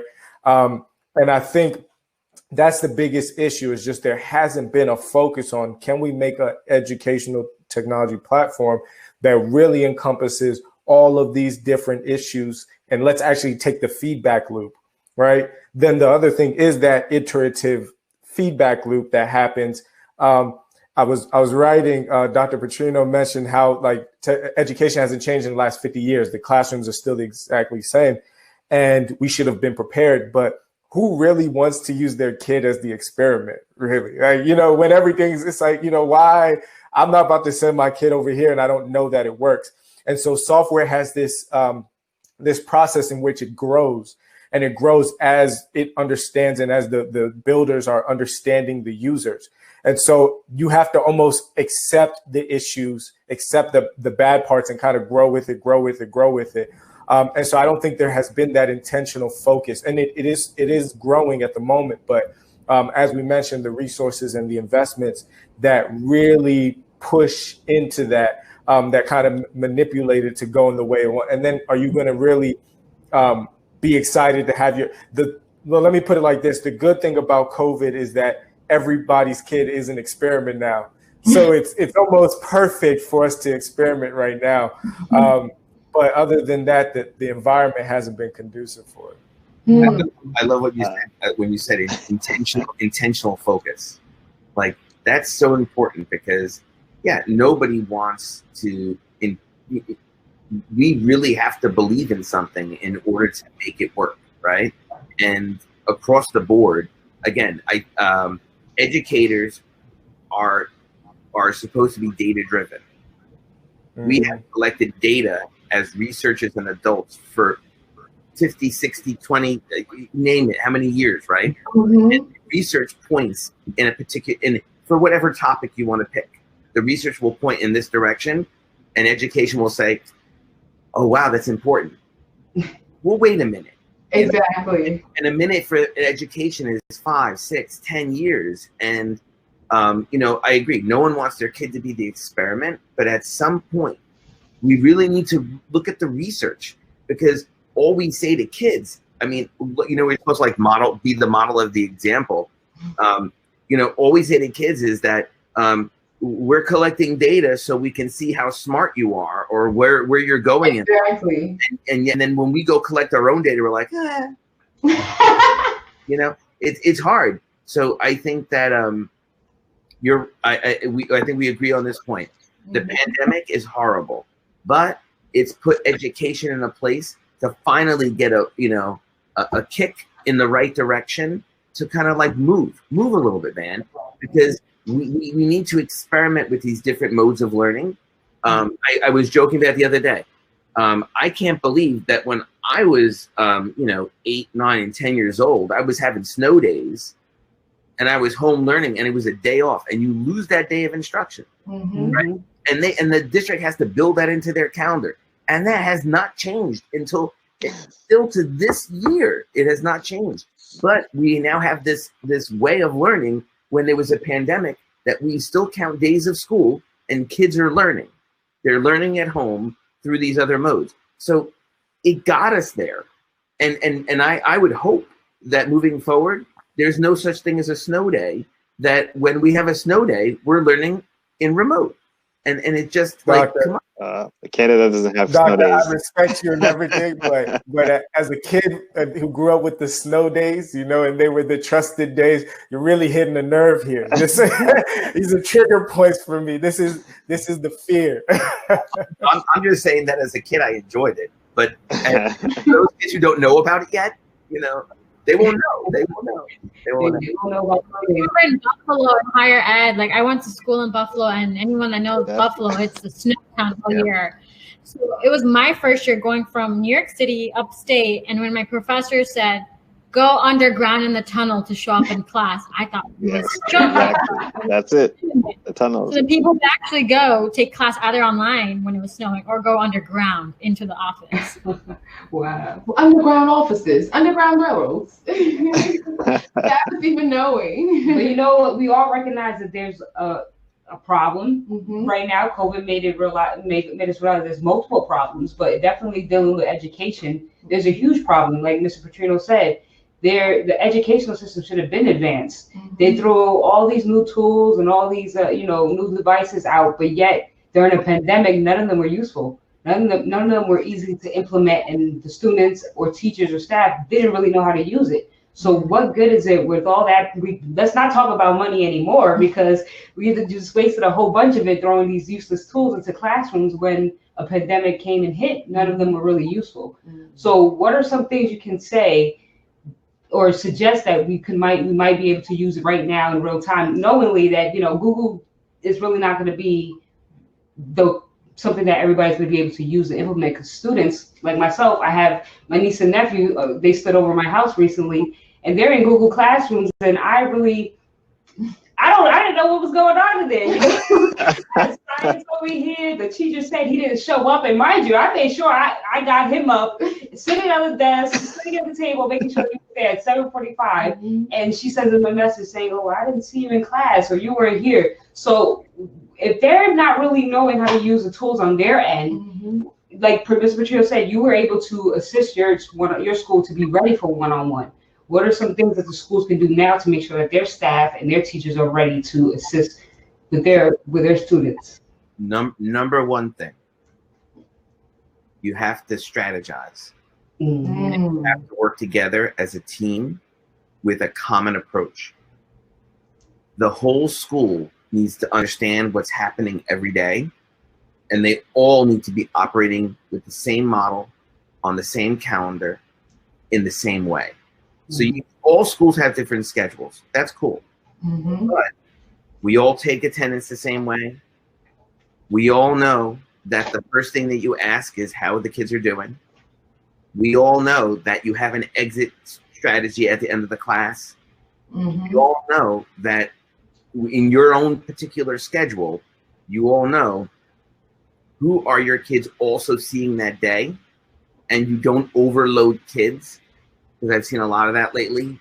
Teachers are just scared that they're going to be evaluated and said they're not giving work, so they're just dumping and dumping and dumping work.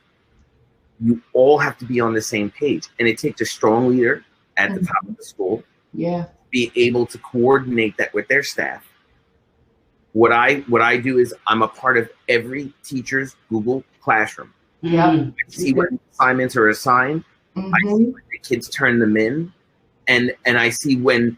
And again, I see if a kid if they turn it in at midnight, I get a notification. So I see that I need to check in with Cynthia because she checked in at midnight, and I put her on a roster. You need to check in. Your counselors, on these kids, and those kids that you flag, they need to make intimate phone calls home, not emails.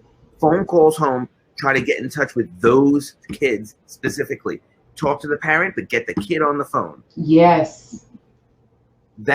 When that happens, you're going to see forward gains in schools. If you just leave it up to teachers to do whatever with little oversight, it's all over the place. You're going to get some teachers who are on every day doing a Zoom with kids, meeting with them, talking to them, and you're going to get other teachers just posting assignments. Read this, answer that. That's tons of them. Yeah, and honestly, kids need to hear back from their teachers now more than ever, because in the spring, they knew who their teachers were, and then we left. Exactly. In the fall, a lot of kids met teachers for the first time on a computer, and so they really need to understand that you care about them. So there's a whole social emotional component there, but the consistency within the school building and within that district is critical, because it needs to be predictable as much as it can be predictable. Take all the questions out of it, and have a system that everybody can rely on and expect on. I don't want to be a parent who has a kid in 2 different schools and have to wonder about what this system is and what that system is. And sometimes these teachers contact me, sometimes this one sees them on camera. Be the same. And this way, parents can better support their kids. If you have somebody who's taking care of your kids, you could explain it to them, and it's easy. It's got to be simple. Less is more. Gotcha. I need you. I should have had you as a principal back in the day. They need more of you around here. You need to be a principal advocate. Exactly.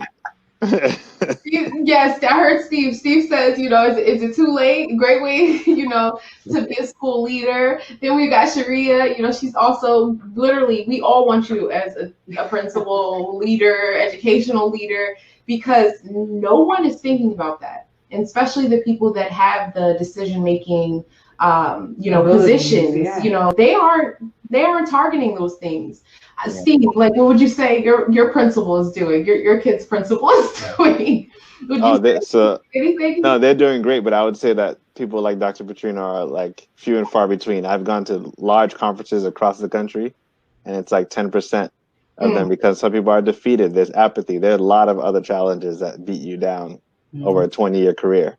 Thank you for that. I appreciate it. It's again, I chose to go into this profession for kids because I always remember, the first thing I always remember is what it was like when I was a kid.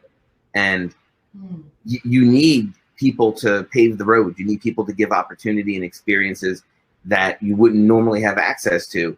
The landscape is changing. I just can't see how we're not moving along with the time right now, and that we are not giving kids access to the things that they're most engaged with. Yeah. I remember flip bottle, slime, and fidget spinners. They were like banned from schools, and I'm like, why? And they're like, well, because because they just didn't want it. Kids are excited about flip bottle, fidget spinners, and slime. Bring it into the classroom. Make it a part of the lesson. Make it a part of the experience. Flip bottle is the most inexpensive game you can think of. Yes. Right? So I just think if we're not thinking in the way that kids think, we miss them. And that's where the divide comes, where they start to push back against us. We're now in a situation where we're forced to go to their side. It's like we're forced to go to the Death Star. It's like, we're going to the dark side, because now we were like, calm down with the technology, and now we're like, okay, it's all going to be technology. And they're like, I got this. And we're behind the game. Yeah. I was so inspired when my son, who's a middle schooler now, he was like 3 years old. He took my phone at the time and he started flipping through and doing some stuff. And I'm like, wow, like, how did he figure that out? Because they're living with it. So we're gonna fall way behind if we don't catch up. This is the opportunity. This is the window. Yeah. We're now given access. And I think security is important. I think that access is important. Yes. I think that being conscientious about making sure that we create those hands-on experiences, even in the digital experience, is important. And making sure that our teachers are trained so they know how to communicate with kids about it. Like, all those things need to happen right now. And one thing we got in chat, and I think it kind of ties into what we're talking about, because, we're talking about pretty much a lot of the resources that are available to us now, and how the students are able to either take advantage or they are disadvantaged. And one of the comments in chat was basically, some students with inadequate resources. I know we also targeted this earlier. Some students that are, live in unprecedented areas don't have the resources they need to actually stay educated. And I love what Sharia said, because I think that's actually one of the most accurate things, even for people in Oladoso. You can beat me up if I'm wrong. Even for people in Africa, they have the mobile phones. Somebody has a mobile phone, whether it's a family member, a friend, for them to be able to utilize. Whether it's a Wi-Fi tower they have to go to, or they have to go down the street to a school. There are resources that underprivileged areas can use. They may be shared, but those resources are applicable from mobile phones and things like that. We just got to build the resources for those, as we would say, those areas to be mobilized and things like that. So knock me if I'm wrong. I think, even in Africa, Oladoso can beat me up if I'm wrong. They have cellular devices. If they don't have cellular devices, they have a tablet. 90% of people that Oladoso trains, they all have computers, right? Yes, absolutely. And some of them are not. You have some students, you have some different areas that are in rural areas Sharia can even speak for different areas in New York that she's experienced or even seen, that those underprivileged areas, they still 90% of the time they're walking around with an iPhone. Even if not. Like, it would be interesting to see, and I'm gonna see if I can try to push this out by next year. The same way underserved communities have access to an EBT card. Yep. Prepaid cards should be part of that EBT package. Mm-hmm. You get monthly money, like a couple of dollars in your EBT card. You should also get a flat rate of $30 to $40 on a prepaid mobile card where you can connect to a phone. Yes. So to bridge that access, I don't know if anyone's done that. If you guys do know that, let me know. I did actually. So I know that at some point the Obama administration did something similar to that, where they were offering the mobile data phones, and then they transitioned over to smartphones. So I actually do know of a program.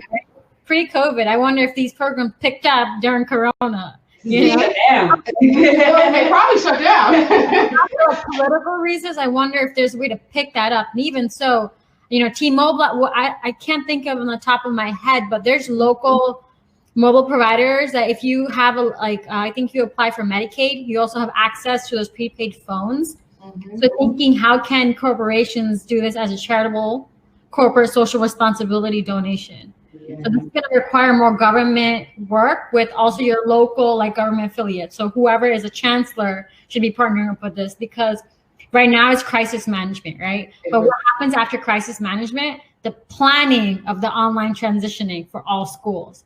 So we're all focusing on, do we have electricity running? Do kids have food? The main, is the school's bill paid? How about the bus drivers? Are they paid? All these important topics. Mm-hmm.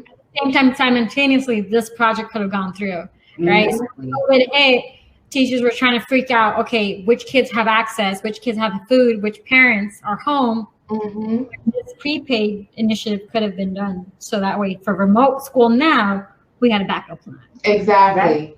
See, and something like that do you see how there is 7 of us on the call, and you probably came up with that in about less than a minute? Now, how hard is that for leaders that are actually in decision-making positions to come on? So, I think last summer, the UN did this event in New York City with SAP on sustainability in higher education, because they saw a huge dropout rate in higher education over the world. Mm. Someone had mentioned, we were talking about, global leaders in the audience, and I'm just lurking as usual. I'm a lurker.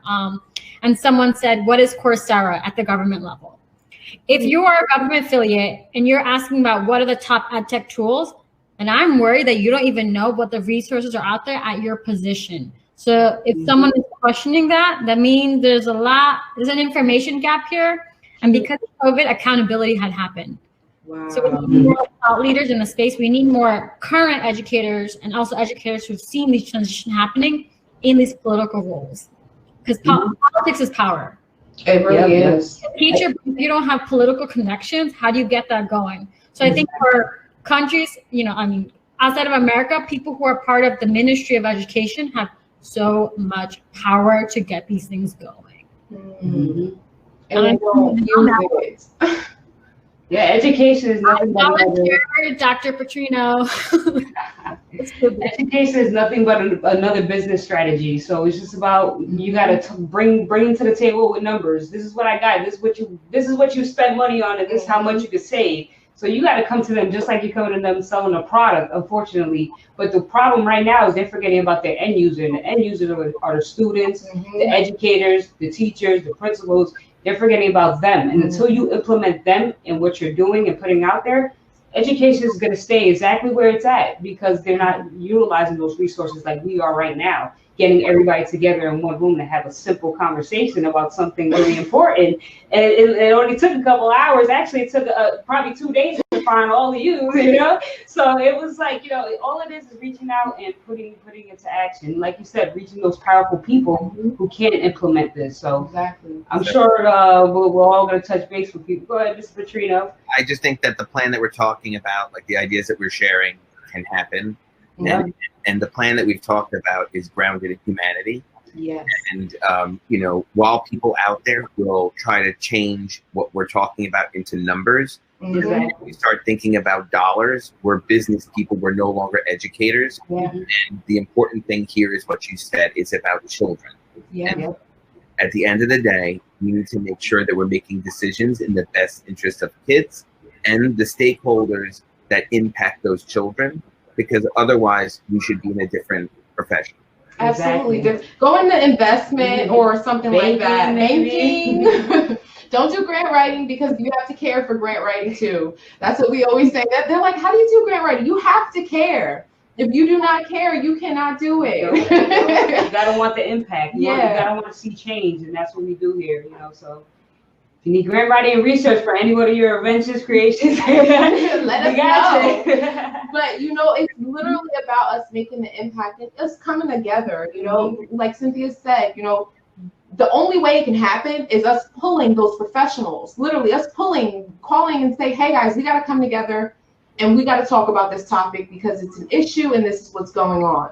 We picked 5 different topics that is our issues crucially right now that everyone else should, education commissioners should be talking about, government should be talking about, everyone else should be talking about. We came here today to target these crazy issues that our students, educators, and actually we're experiencing, throughout this pandemic and even before the pandemic. Because before the pandemic, the issue was there was just no innovation, just none. So now the issue is we just don't know how to innovate and and how to go about it, in the best way. So us coming together and doing this is actually going to be one of the most impactful things, because you guys know this is going to go everywhere. And it's the point of this was so that we reach so many different people, so that we reach the educating minds, the educators, the educational leaders, even governments. We want this to reach everyone, to understand that there is issues and there are advantages and there are different solutions that literally we came up with in 4 hours. Okay, well, 3.5 hours, and we are literally. If we put it on paper, and I'm sure if we send it to like the president or something, I'm sure they would be interested, because these are things that are not just United States issues. These are global issues. Education is a global thing. We're always going to be educated. We're always going to be educating one another, and we have to make sure that we're keeping it the best, and we're retaining the most, because we can create tools all day, but are we retaining the work? Are the students retaining the work? And are the educators able to help the students continue this? So I want to, really thank you all. You guys are amazing, and I want to ask anyone in the audience and attendees, if if anyone wants any questions, if you have any thoughts, before, we let our speakers, of course, dive into their last minute thoughts.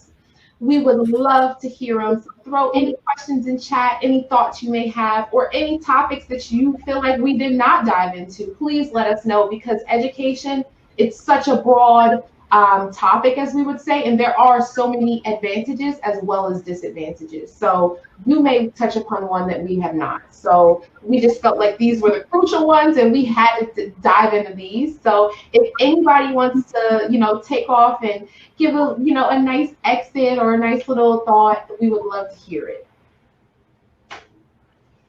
Okay, so I'll just call you up. So give us your closing. We're gonna just start calling people up. Yeah, no, definitely. I think to speak candidly, it's really about, it's exactly what Sharia said. I'm gonna take a little bit of it and go from there.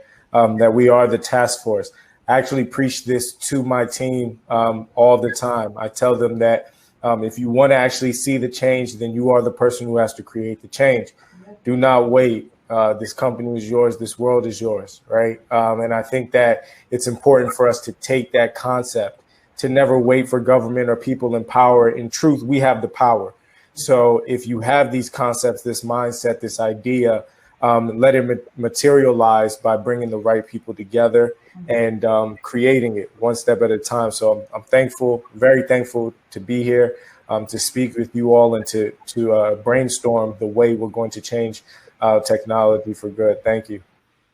Well, thanks for coming. We appreciate having you talk. It's always great having you talk. You know that? It's always great. We love hearing you guys connect. We love hearing your insight. And you know, if you guys need anything, software development solutions, please feel free to reach out to Analog Teams. He will put his LinkedIn as well as any additional information so you guys can reach him. And next, we want to hear from Gid. Gid, come on up and give us your exit. Let us know. It's past his bedtime. You know, we know it's late for you. So Yeah. Let's let him go. It's 1:30 in the morning. So, Well, we love you for coming. but what I'm from Germany and I'm connected to the US. That's amazing, and that's what I think. Like, I have stopped thinking about countries or about this kind of stuff. I just think globally, and I just interact globally. And then I'm a fan of Elon Musk, and then he's setting up Starlink and bringing internet everywhere. Like, let's go for a big vision for the whole planet, and let's do it. And don't compete, but collaborate and get things done. And that's where I'm on. And I will do that until the end of my life. There's nothing else in my job that I want to do anymore. It's just great. Cheers. Cheers. Cheers, everyone.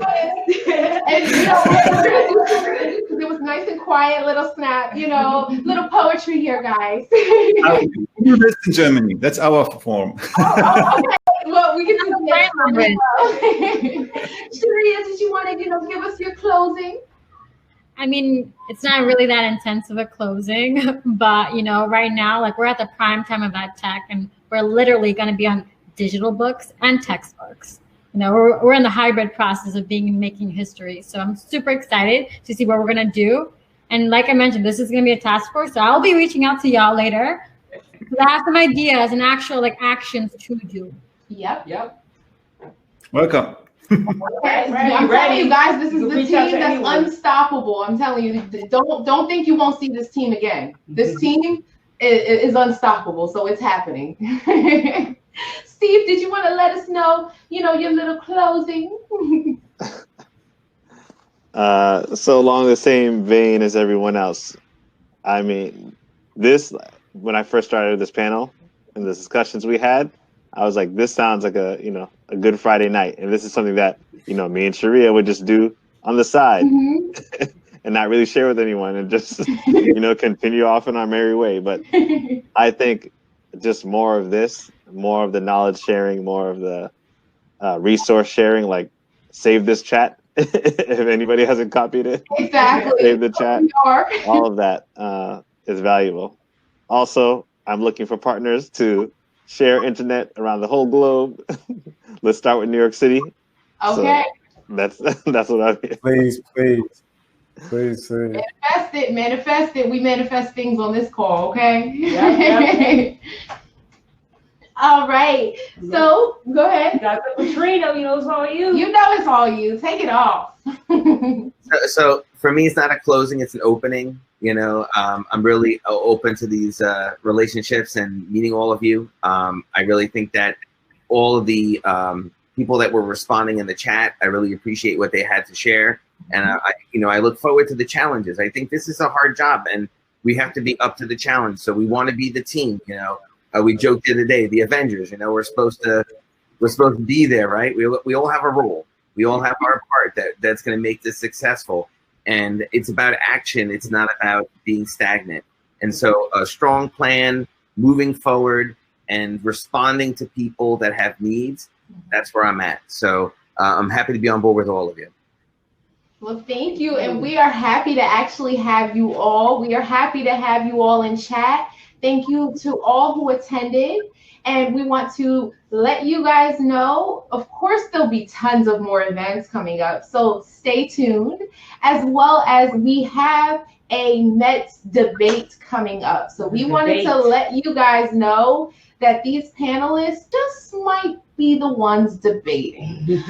Or you'll have a whole new panel. That's the surprise. So guys, we want you to stay tuned because the Mets EdTech debate is going to be even crazier. You think today's little conversational was good? Well, wait till you see the debate. They are going to be literally diving into topics that you have not spoken about today, as well as targeting each other as if it's a real presidential debate.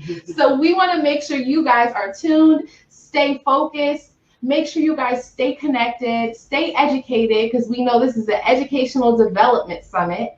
And make sure you use technology to its best advantage. And if you need help, one thing Sharia said that's very helpful, guys, YouTube, best friend. YouTube is the go-to. Tutorials, how-tos, go there. You can teach yourself that self-pace so you don't go fall behind with this new digital age of technology. We are so happy to have you guys once again. And guys, we're going to end it a little early because our panelists did phenomenal. We got through this whole summit without any little fumbles. I mean, maybe one or two. Look, maybe one or two. But guys, we're all at home. We're human, and it's all right. So now we're going to take you off into just a few videos so you can just get to know what's coming up. Thank you so much for organizing. Thank you.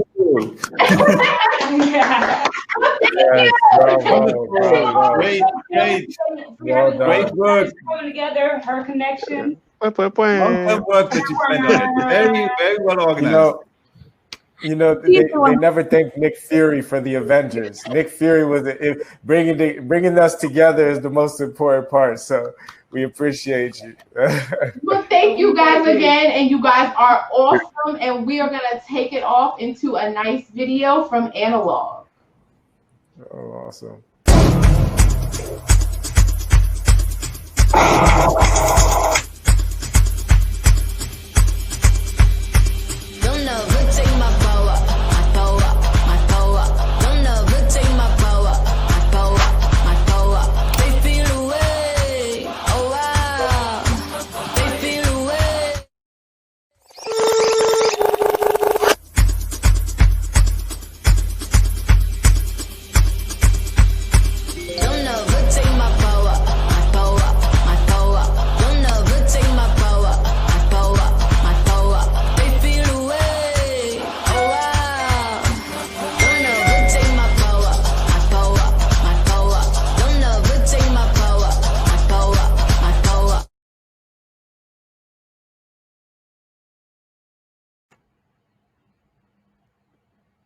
You're on mute. I think you're on mute. You're muted. She got so excited.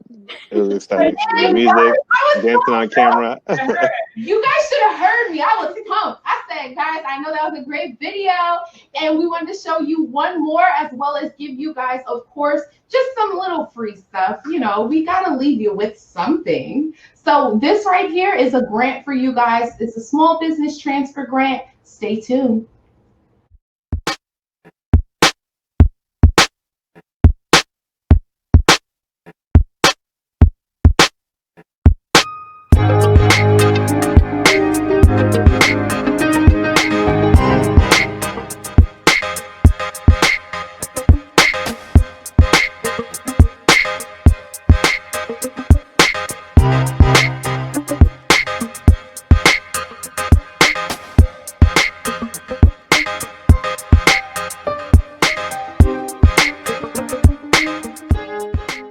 You're on mute again. Oh, guys, you guys.